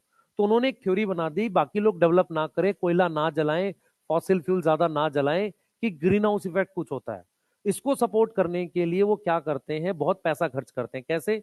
आप कोई थ्योरी सपोर्ट कैसे करोगे, फिर उसके लिए आप फंड्स दो बाकियों को प्रमोट करने के लिए। लेकिन रशियन साइंटिस्ट थे, उन्होंने प्रूव किया था कि जैसे जो बादल होता है ना, वो दो तरीके से काम करता है। अगर कोई बादल है तो वो दो तरीके से काम कर रहा है। एक तो वो क्या कर रहा है, हीट बाहर जाने नहीं दे रहा, पर हीट अंदर आने भी तो नहीं दे रहा। तो उन्होंने कहा था कि ऐसा कोई ग्रीन हाउस कुछ होता ही नहीं है। अर्थ की एक साइकिल होती है जिसमें अर्थ का टेम्परेचर कम हो रहा होता है और ज्यादा हो रहा होता है। ये वो साइकिल चल रही है जिसमें अर्थ का टेम्परेचर बढ़ना ही है। क्योंकि इसके बेस्ट एग्जाम्पल है आइस एज। जब आइस एज आई थी, आइस एज 2 आ चुकी है, 2 से 3, उसमें क्या होता है, पूरी अर्थ का टेम्परेचर गिरता है। ऐसा नहीं होता कि पोलर एरिया का। आप अगर देखोगे आइस एज में क्या होता है, मास एक्सटिंक्शन होता है। क्योंकि जब पूरी अर्थ का टेम्परेचर, तो ये रशियन साइंटिस्ट की थ्योरी है कि उन्होंने बोला ऐसा कुछ है ही नहीं, ये वार्म साइकिल चल रही है। ये कौन सी साइकिल चल रही है, वार्म साइकिल चल रही है। ठीक है, ये चीज है। ऐसे ही जो हम लोग यहां पर बोल रहे हैं, मैं क्या बोल रहा था यहाँ पे, हाँ, हम ये कह रहे हैं कि जैसे हमने बनाई जेनेटिकली मॉडिफाइड क्रॉप, उसमें हमने बनाया कि क्रॉप ऐसी है जो इंसेक्ट किल कर सकती है। जैसे इंसेक्ट रेजिस्टेंट प्लांट होते हैं ना, पर उससे प्रोडक्शन बढ़ने की बजाय उतनी ही रही या घट गई। क्यों? क्योंकि उन्होंने वो इंसेक्ट मार दिए जो पॉलिनेटर थे। समझ में आ रहा है मैं क्या बोल रहा हूं? तो थ्योरीज दोनों तरफ काम करती हैं। क्लियर है? ये हमें कैसे पता चलेगा, जो मैं बात बोल रहा हूं आपको ये नॉर्मल उसमें मिलती नहीं है। ये कुछ सिलेक्टेड न्यूज़पेपर होते हैं जिनके एडिटोरियल आर्टिकल्स होते हैं, वहां पर होती हैं। ये ना आप कोई आजकल की न्यूज में तो सवाल ही नहीं पैदा होता, ऐसी बातें करेंगे वो। ठीक है, हाँ, द हिंदू वगैरह जो पेपर्स आते हैं पुराने, उनके आर्टिकल। नहीं, तुम्हें पढ़ना क्यों पर, जब तुम कुछ जीवन में ना कर पाओ और यूपीएससी सोचो। ठीक है, वहां काम आएगा। ठीक है, ये वाली मेरी बात समझ में आई है आपको? ठीक है, और ये थ्योरी सही है। अभी क्या किया है मैं बताता हूं। अभी क्या हुआ है कि चाइना अचानक से क्यों डोमिनेट कर रहा है। चाइना ने ये जो चीजें चलती है इंटरनेशनल लेवल पे, इस पे फंडिंग चालू कर दी है। इस वक्त ग्रीन, जैसे जो गरीब कंट्री वो कहती हैं कि ठीक है, हम नहीं जला रहे कोयला, मान लेते हैं, पर हम क्या करेंगे, सोलर पैनल लगाएंगे, पैसे दो उसके हमें। भाई आप कह रहे हो आप कोयला मत जलाओ, मान लिया आपकी बात, क्योंकि कोयला जलेगा तो CO2 बनेगी। तो सीधे कह रहे हैं पैसे दो ग्रीन एनर्जी के। अब ग्रीन एनर्जी के पैसे पहले यूएसए देता था, अब यूएसए ने इंटरनेशनल लेवल पे फंड्स कम कर दिए हैं, इसलिए उनकी बातें कम। जब जो ज्यादा पैसा देगा, इंटरनेशनल लेवल पे कोई डेमोक्रेसी नहीं है, किसी का कोई इलेक्शन थोड़ी हो रहा है। तो जो जिसको पैसे दे रहा है वो उससे अपना बात कर रहा है।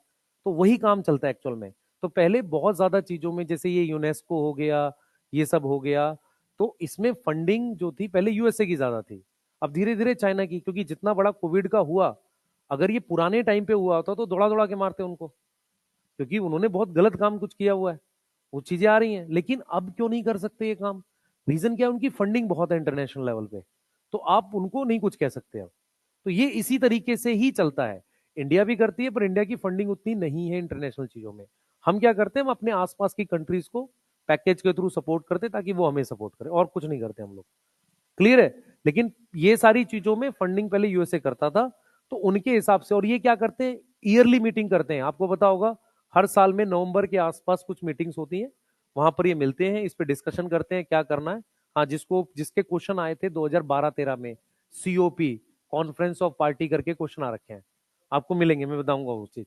जब इकोलॉजी से रिलेटेड, अब तो हट गया वो, उसमें बताएंगे। ये वाला समझ में आ रहा है? ये वाला बोलो, यहां तक क्लियर है? इतना नोट करो, आगे चल रहे हैं, जल्दी नोट करो बेटा।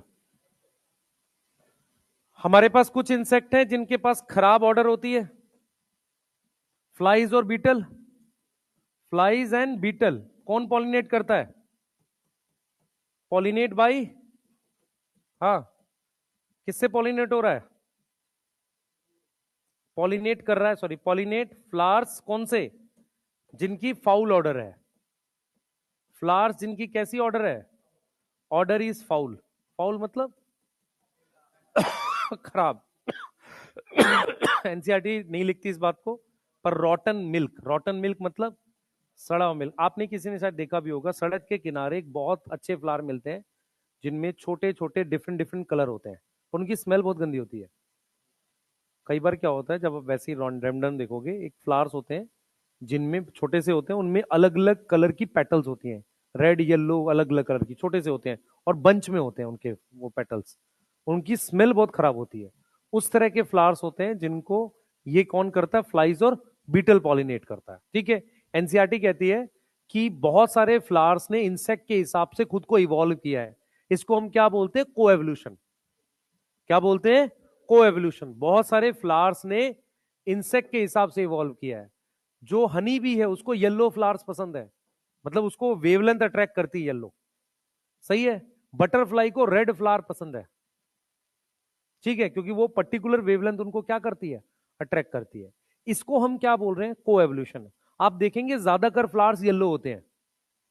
अगर आप देखें, मैक्सिमम फ्लावर्स जो मिलते हैं ना क्रॉप वगैरह के, आपको कौन से मिलते हैं? येलो मिलते हैं, ठीक है। क्लियर है? नोट करिए जल्दी से।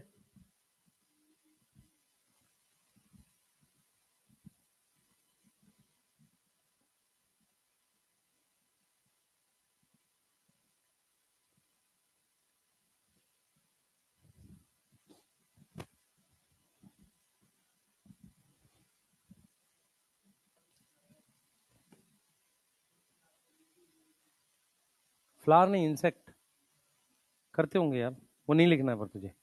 पहले हम लोग नेक्टर गाइड लिखवाते थे वायोला में।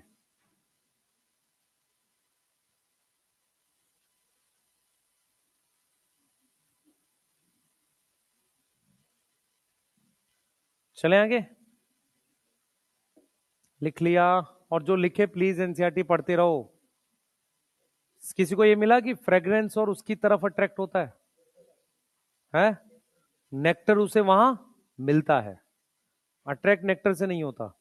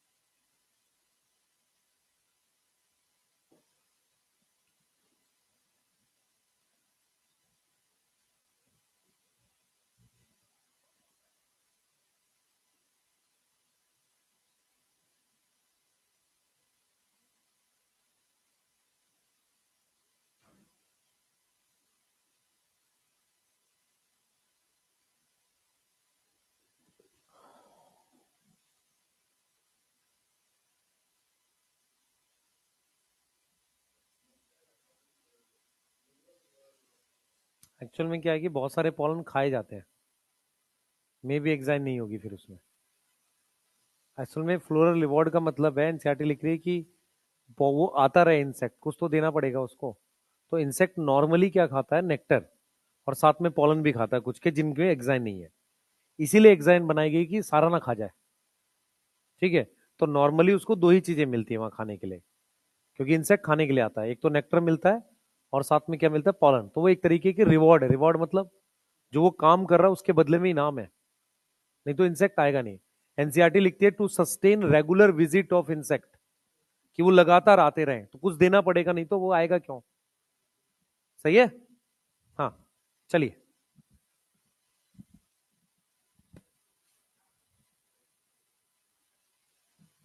लिख लिया। अब यहां पर क्या करना है बेटा, हमें हमें यहां पर लिखना है रिवॉर्ड्स फॉर पॉलिनेटर। क्या लिखना है, रिवॉर्ड्स फॉर पॉलिनेटर। लिख लिया, कोई लिख रहा है, एनसीईआरटी पढ़ी बेटा आपने? हाँ, एक बार कर। रिवॉर्ड्स फॉर पॉलिनेटर की बात कर रहे हैं।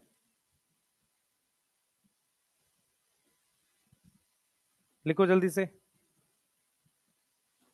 जल्दी फास्ट।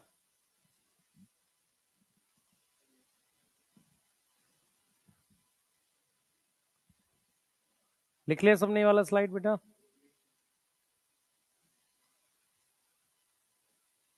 चलिए, देखो मेरी बात सुनो। एनसीईआरटी कहती है टू एंश्योर, एंश्योर मतलब पक्का करें, to ensure regular visit. Ensure का मतलब होता है पक्का करना, क्या, regular visit, to ensure regular visit, ठीक है। हमारे पास क्या होता है, प्लांट क्या देता है, कुछ रिवॉर्ड देता है। Plant give some reward to pollinator, नहीं तो वो आएगा नहीं। रिवॉर्ड्स टू पॉलिनेटर, तो इसका मतलब ये कोएवोल्यूशन का एग्जांपल है भाई, उसने रिवॉर्ड तैयार करे है ना, क्लियर, रैंडम तो है नहीं। तो उसमें सबसे पहले हमारे पास है एडिबल नेक्टर, ऐसा नेक्टर जो खाया जाता है, ठीक है। दूसरा हमारे पास है एडिबल पोलन, बहुत सारे प्लांट इवन रोजेसियाई के होते हैं, बहुत सारे ये एनसीईआरटी लिखते हैं यूजुअल रिवॉर्ड है, यूजुअल मतलब नॉर्मली ये रिवॉर्ड्स मिलते हैं उनको। तीसरा हमारे पास है स्पेस फॉर एग लेइंग। अब सिंपल स्पेस नहीं, safe place, safe place for egg laying. Egg ले करने के लिए सेफ जगह कहां मिलती है, इंसेक्ट को मिलती है कहां पे, उसमें एग लेइंग इन फ्लावर। तो कुछ फ्लावर हैं हमारे पास, जैसे एग्जांपल के लिए है, एक 6 फीट का फ्लावर है, जमीकंद का होता है ये, इसको कहते हैं अमोर्फोफेलस। ये क्या है बेटा, ये 6 फीट का फ्लावर है ना, टॉलेस्ट फ्लावर होता है, और इसमें स्पेस होता है एग ले करने के लिए। स्पेस फॉर क्या होता है, एग लेइंग, जगह है बेटा एग को ले करने के लिए। उसके बाद हमारे पास एक और एग्जांपल है, yucca plant, yucca plant and moth. पहले हम मॉथ का नाम भी लिखवाते थे, प्रोन्यूबा नाम है पर आएगा नहीं कभी। यूका प्लांट जो था बेटा, यूका प्लांट जो है, और उसके मॉथ में देखो क्या है। सबसे पहले ये दोनों अपनी लाइफ साइकिल नहीं कंप्लीट कर सकते, both can not complete life cycle without each other, complete life cycle without each other. तो ये एग्जाम्पल है किसका, कोएवोल्यूशन का। किसका एग्जाम्पल है, एग्जाम्पल ऑफ कोएवोल्यूशन। अगर कोएवोल्यूशन होता है और उसमें से कोई चला जाए तो फिर को एक्सटिंक्शन होता है। समझ में आ रहा है, कोएवोल्यूशन मतलब एक दूसरे के साथ इवॉल्व हो रखे हैं, कोई एक मर जाएगा तो क्या हो जाएगा, को एक्सटिंक्शन। सही है। देखो कोएवोल्यूशन होता है एक दूसरे के लिए इवॉल्व होना। अगर ये रिलेशन ऑब्लिगेटरी नहीं है, मतलब दोनों एक दूसरे पे 100% डिपेंड नहीं है, तो फिर किसी एक के एक्सटिंक्ट होने से दूसरा एक्सटिंक्ट नहीं होता। तो कोएवोल्यूशन के साथ रिलेशनशिप ऑब्लिगेटरी होना चाहिए, तब को एक्सटिंक्शन होता है। समझ पा रहे हो? तो को extinction, alien species invasion, fragmentation, याद है, और ओवर एक्सप्लॉइटेशन, 4 तरीके थे बायोडाइवर्सिटी लॉस के। क्लियर है? अब देखो यूका प्लांट और इसमें क्या अरेंजमेंट है समझते हैं। हमारे पास क्या होता है, ये यूका प्लांट का फ्लावर है, तो ये फ्लावर में या इसके अंदर लॉक्यूल होता है, इसके अंदर क्या होता है, लॉक्यूल होता है। तो ये लॉक्यूल है। तो लॉक्यूल किसको कहते हैं, कैविटी को, ओवेरियन कैविटी को कहते हैं। तो मॉथ क्या करता है बेटा, मॉथ ले करता है एग, किसमें, इन फ्लावर, और फ्लावर में कहां पर, एट ओवेरियन कैविटी में। कहां ले करता है, ओवेरियन कैविटी में। उसके बाद क्या होता है बच्चे, मॉथ क्या करेगा, पॉलिनेट कर देगा। किसको पॉलिनेट कर देगा, यूका प्लांट को। किसको पॉलिनेट करता है, यूका प्लांट को पॉलिनेट कर देता है। जो लार्वा है, आप सोचो ध्यान से, देखो, एग से लार्वा बनना, direct development, indirect, indirect development. तो जो लार्वा है वो बाहर आ जाता है। लार्वा बाहर आ जाएगा किससे, कम आउट फ्रॉम, कहां से बाहर आ जाएगा, कम आउट फ्रॉम, हम लिखेंगे ovary, before seed and fruit development. Seed और फ्रूट डेवलपमेंट एक साथ होती है, तो सीड और फ्रूट डेवलपमेंट से पहले वो बाहर आ जाएगा। हमने देखा है बेटा, बहुत सारे ऐसे फ्रूट्स होते हैं जिनके अंदर काटने पर कीड़ा निकलता है, तो इसका मतलब वो एग स्टेज में वहां था, लार्वा बन गया, एडल्ट बन गया, और वो उसी में फंस गया। समझ पा रहे हो मैं क्या बोल रहा हूं, उसी में फंस गया। क्योंकि बाहर से देखने तो एक तो एकदम स्मूथ लगता है, फिर अंदर कीड़ा गया कैसे, इसका मतलब फ्रूट बनने से पहले तो गया नहीं होगा।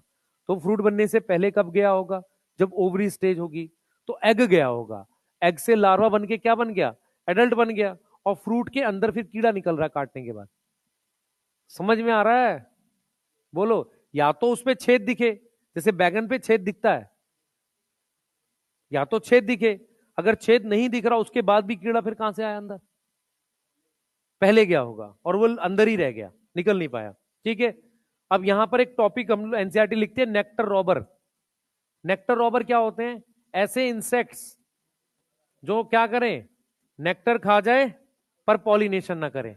इंसेक्ट्स विच ईट nectar, consume nectar without pollination, without pollination, उसको हम क्या बोल रहे हैं बेटा, उसको हम क्या बोल रहे हैं, नेक्टर रॉबर बोल रहे हैं।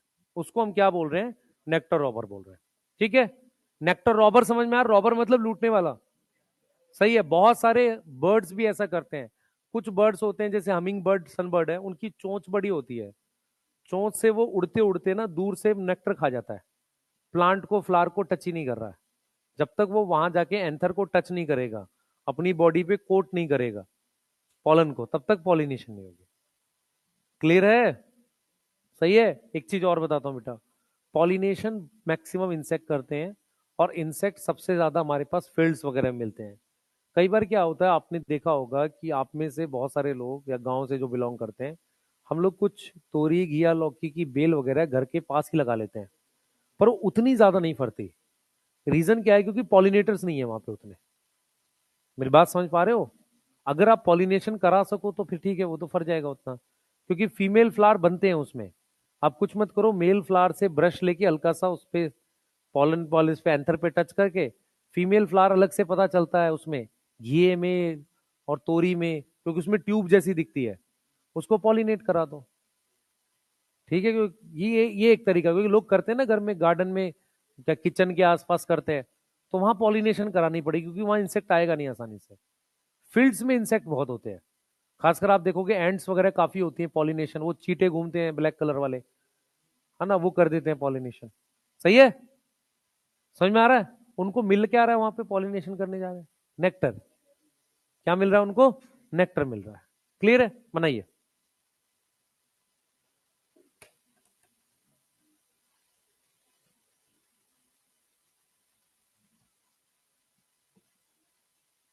कुछ लोग पड़ोसी में से तोड़ भी लेते हैं, है ना। हाँ, गिफ्टिंग आइटम नहीं है, हमारे वाले जमीन में आ गया है अब हम तोड़ के खाऊंगा। हाँ, हाँ, हाँ। नहीं तो सुबह सुबह क्या करते हैं, जाके उसके खेत में से अपने में सरका लेते हैं थोड़ा सा, फिर उसको बुला के लाते हैं, देख हमारे में गया, अब मैं तोड़ूंगा। नहीं। हम्म।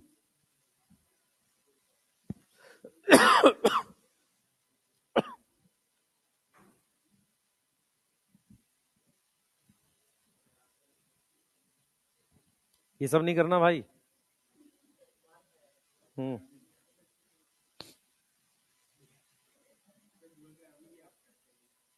मैं खेतों में रह रहा हूँ भाई, मैं, तुझे क्या लग रहा है? आप कहाँ रह रहे? मैं तो घर में रहता हूँ वैसे।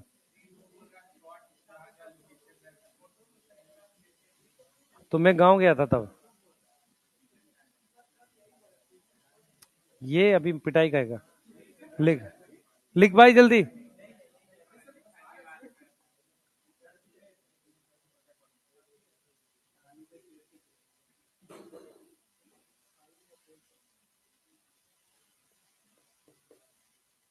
जल्दी करो बेटा, जल्दी लिख लो।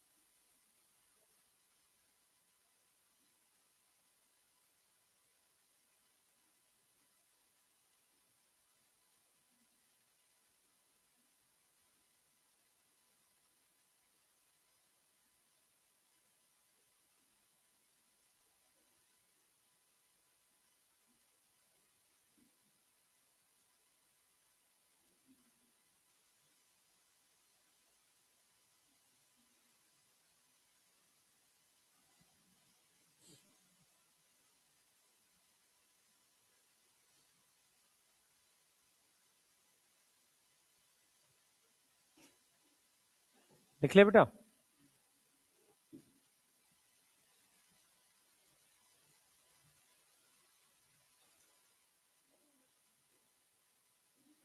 क्या वो बेटा, वो उसमें उसमें सिर्फ नेक्टर ओवर काम का है। छोटा सा वो लिखा हुआ है, 3-4 लाइन। उसमें उसने एक एग्जाम्पल लिख के बताया कि इसके पॉलन वॉलन की बात कर रहा है, वो सब नहीं करना। आपको सिर्फ क्या पढ़ना उसमें से? नेक्टर रॉबर पढ़ना है। जल्दी लिख लो बेटा, आउटब्रीडिंग डिवाइसेस बताना आपको।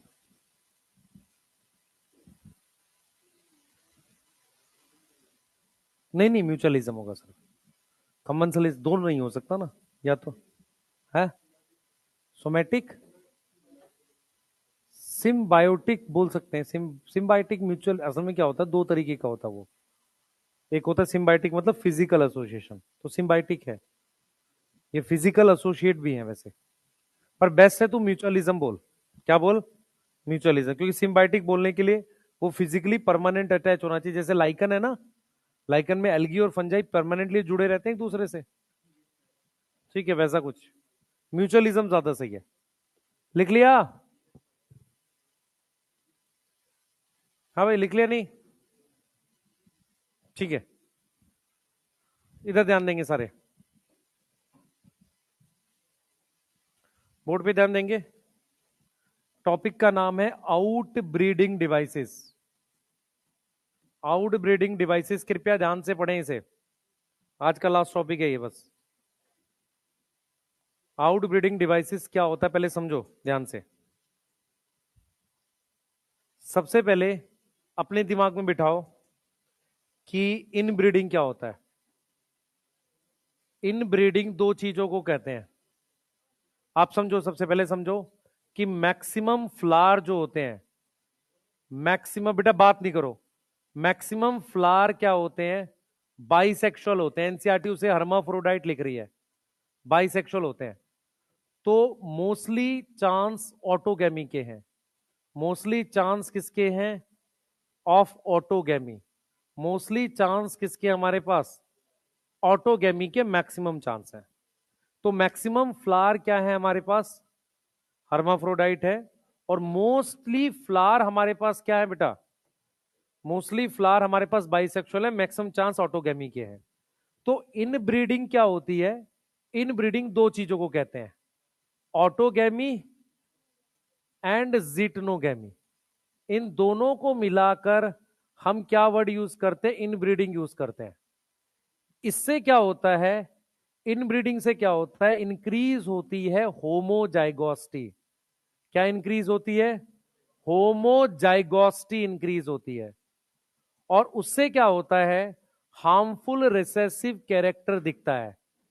हार्मफुल क्या दिखता है? रिसेसिव कैरेक्टर दिखता है। अगर हार्मफुल रिसेसिव कैरेक्टर विजिबल होगा, एक्सप्रेस होगा, एक्सप्रेस करने का मतलब होता है दिखना, एक्सप्रेस होगा उसको कहते हैं इनब्रीडिंग डिप्रेशन। उसको क्या बोलते हैं? Inbreeding depression. अब मेरी बात समझो ध्यान से।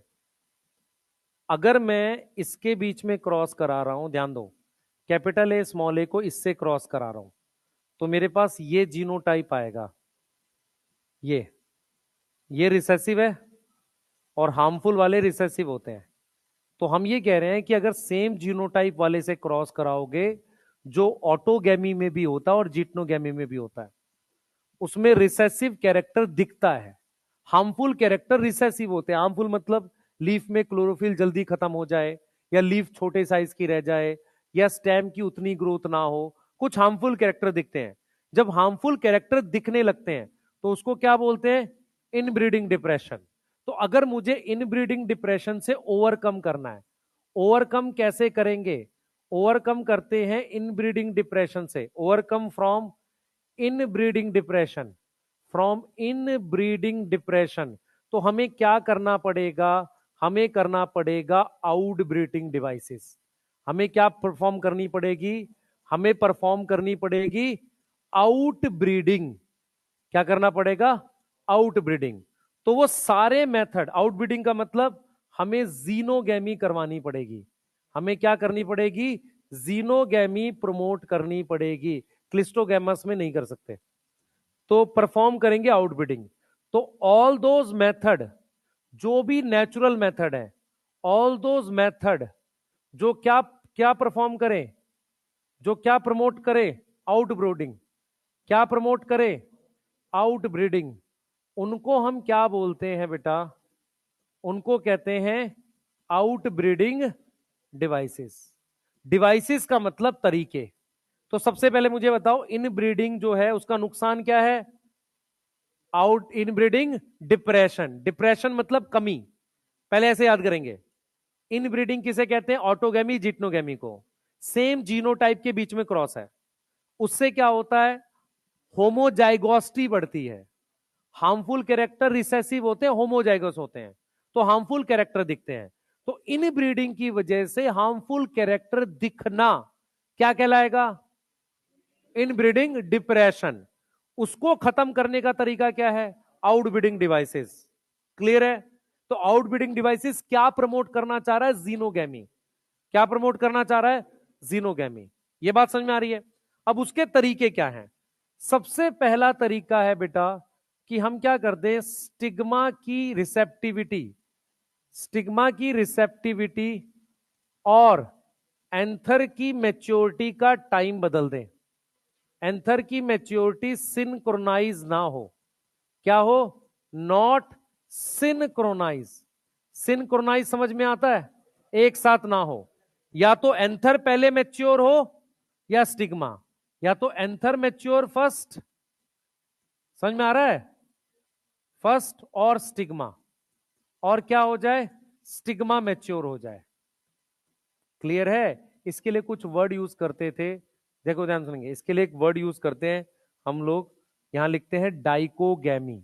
डाइकोगैमी का मतलब होता है हमारे पास अलग अलग टाइम को रिलेट कर रहे हैं। अब ये जो टर्म है बेटा, ये डाइकोगैमी एनसीईआरटी में नहीं है, पर प्रीवियस ईयर के क्वेश्चंस में है, ठीक है, इसलिए आ जाएगा। जैसे डाइकोगैमी एक जनरल टाइप की वर्ड है, तो उसके अलावा दूसरा ऑप्शन है कि आप इनकी पोजीशन बदल दो। किसकी पोजीशन चेंज कर दो?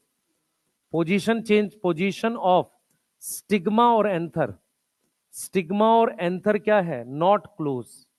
नॉट क्लोज, एक दूसरे के पास नहीं है। क्लियर है? सही है, पोजीशन एक दूसरे के पास नहीं है। क्लियर है? तो अगर एक दूसरे के पास नहीं है उसको हम कह रहे हैं हरकोगैमी। क्या बोल रहे हैं? हरकोगैमी, मतलब एक दूसरे के पास नहीं है। तीसरा ऑप्शन क्या हो सकता है बेटा, सुनना ध्यान से, यूनिसेक्सुअल फ्लावर। फ्लावर कैसा बना दें? यूनिसेक्सुअल फ्लावर बना दें। इसमें दो ऑप्शन है। पहला ऑप्शन है बाइसेक्सुअल प्लांट, प्लांट बाइसेक्सुअल हो। अगर प्लांट बाइसेक्सुअल है, आप मुझे बताओ क्या एग्जांपल लिखवाए थे? कैस्टर और मेज, कैस्टर और मेज। ये क्या प्रिवेंट करेगा? ये प्रिवेंट करेगा ऑटो, क्या प्रिवेंट करेगा? Autogamy, not geitonogamy, not geitonogamy. मेरी बात समझ में आ रही है? क्या प्रमोट नहीं करेगा? जीटनो प्रमोट नहीं करेगा। दूसरा ऑप्शन बताओ। दूसरा, प्लांट यूनिसेक्सुअल है। प्लांट कैसा है? यूनिसेक्सुअल है। इसके लिए एनसीईआरटी ने एक टर्म लिखी है, डायोसी। क्या लिखी है? डायोसी। ठीक, अरे लिखा तो है बाइसेक्सुअल। अगर यूनिसेक्सुअल फ्लावर है तो प्लांट भी यूनिसेक्सुअल है, मतलब मेल और फीमेल फ्लावर अलग अलग प्लांट पे है। Example papaya.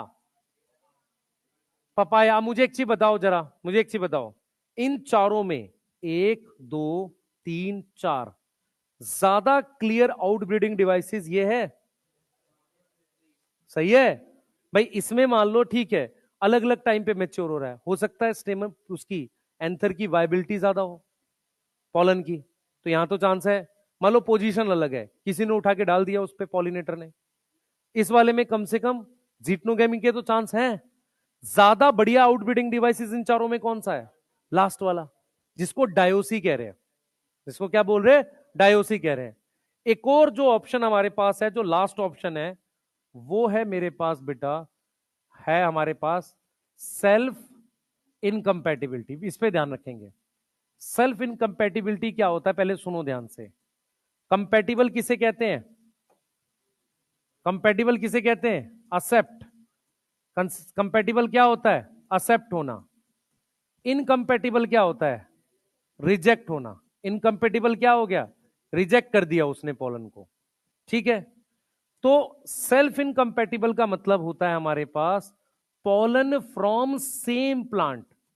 Pollen from same plant लिखा है मैंने यहां पर, ध्यान रखो, सेम प्लांट, वो रिजेक्ट हो जाता है। वो क्या हो जाता है? रिजेक्ट हो जाता है। इसका मतलब क्या नहीं हो रहा है? बोथ ऑटोगैमी एंड जीटनोगैमी नहीं हो रही है। बोथ ऑटोगैमी और जीटनोगैमी प्रिवेंटेड। क्या है? ये दोनों को हमने क्या कर दिया? प्रिवेंट कर दिया। दूसरा बहुत इंपॉर्टेंट, दूसरी इंपॉर्टेंट, ये जेनेटिक मैकेनिज्म है। इट इज कैसा मैकेनिज्म है? जेनेटिक मैकेनिज्म है। क्या मेरी बात समझ में आ रही है? मतलब मेरा कहने का मतलब ये है कि ये जीन्स के थ्रू हो रहा है, क्योंकि जीटनोगैमी इज जेनेटिकली ऑटोगैमी। समझ में आ रहा है ये चीज? ये वाली बात समझ में आई है? अच्छा, रिजेक्शन होता कहां पर है? दो जगह हो सकता है। रिजेक्शन अकर दो जगह हो सकता है। एट पॉलन जर्मिनेशन, या तो पॉलन नहीं जर्मिनेट करे, इसका मतलब एग्जाइन ने रिजेक्ट करवाया होगा। दूसरा, in style pollen tube grow ना करे। मेरी बात समझ में आ गई? देखो, दो तरीके से रिजेक्शन पॉसिबल है। मेरी तरफ देखेंगे सारे बच्चे, दो तरीके से रिजेक्शन पॉसिबल है। बोर्ड पे ध्यान दो, लिखो नहीं पहले। पहला ऑप्शन है कि ये पॉलन ग्रेन का एग्जाइन जो था, इसने और स्टिग्मा ने रिएक्शन किया, रिजेक्ट कर दिया। दूसरा ऑप्शन ये है कि इसने पॉलन ट्यूब बनाई और रिजेक्ट हो गया यहां पर। तो कहां पर हो गया? स्टाइल में रिजेक्ट हो गया। मेरी बात समझ में आ रही है? अब मैं आपको कुछ चीजें समझाता हूं। देखो, मान लो ये प्लांट है, इस पे genotype capital A small A है, तो इस पे मेरे पास जो स्टिग्मा बनेगा वो कैपिटल ए स्मॉल ए होगा। इस पे जो पॉलन बनेगा या तो कैपिटल ए का होगा या स्मॉल ए का होगा, तो ये यहां रिजेक्ट हो जाएगा। दूसरा फ्लावर का भी स्टिग्मा हमारे पास कैपिटल ए स्मॉल ए होगा, प्लांट सेम है ना, तो ये यहां भी रिजेक्ट हो जाएगा। ये समझ में आ रहा है? यहां भी रिजेक्ट हो, समझ में आई ये? अब ये दूसरा प्लांट है, इस पे मान लो gene capital B small B है, तो इसका स्टिग्मा क्या है? हाँ भाई, इसका स्टिग्मा क्या है? कैपिटल बी स्मॉल बी है, यहां रिजेक्ट नहीं होगा। क्लियर है? अब जरा मुझे बताना, इधर देखना। मान लो हमने यहां पर लिखा है पॉलन, पॉलन को लिखा है capital A small A, stigma capital A small A है, तो 100% पॉलन रिजेक्ट हो जाएंगे। मेरी बात समझ में आई है? 100 पॉलन क्या हो जाएंगे? रिजेक्ट हो जाएंगे। अगर मैंने पॉलन लिखा है कैपिटल ए मतलब अलग अलग सेम है, और स्टिग्मा मेरे पास कैपिटल ए स्मॉल ए है, तो भी 100% रिजेक्ट हो जाएंगे। समझना इस बात को। अगर मैं पॉलन लिख रहा हूं कैपिटल ए, सही है, और हमने क्या लिख दिया यहां पर? स्मॉल ए लिख दिया। स्टिग्मा कैपिटल ए है, 50% पॉलन रिजेक्ट होंगे। क्यों? क्योंकि ए वाला रिजेक्ट होगा, स्मॉल ए रिजेक्ट नहीं होगा। किसी को समझ में आई क्या किया मैंने? ये है समझ में आई? ऊपर से गई? ये डिप्लॉयड है, ये एप्लॉयड है, तो कैपिटल ए वाला रिजेक्ट हो जाएगा, स्मॉल ए वाला यहां रिजेक्ट हो जाएगा डिप्लॉयड पे। ये कैपिटल ए है, तो 100% पॉलन कैपिटल ए है, इसमें एक तो कैपिटल ए है ही ना रिजेक्ट करने के लिए। यहां पर देखो कैपिटल ए स्मॉल ए है, यहां कैपिटल ए है, तो ये स्मॉल ए वाले को रिजेक्ट कौन करेगा? तो इसीलिए 50% पॉलन रिजेक्ट। समझ में आई? ये है सेल्फ इनकम्पेटिबिलिटी, इसे कहते हैं जेनेटिक मैकेनिज्म है। समझ में आया? इसको नोट कर लेंगे, ठीक है? नोट करो जल्दी से भाई। डोपा प्राइम इसका भेजा है, कोशिश करें बना लें मैक्सिमम, बाकी तो कोई दिक्कत ही नहीं। फिर नहीं बनाओगे तो फिर है ना, कुंभ का मेला थोड़ी हर साल एग्जाम आता है। हाँ, आराम से दो, 3 4 5 साल तक देते रहो, जब तक वहां से लेटर ना आ जाए ना कि बस कर भाई, क्या कर रहा है, कुछ और कर अब। हाँ, ओझा सर के पीछे क्यों पड़ेगा भाई? है? बोला है बॉटनी भी पढ़ाएंगे, सब पढ़ाएंगे।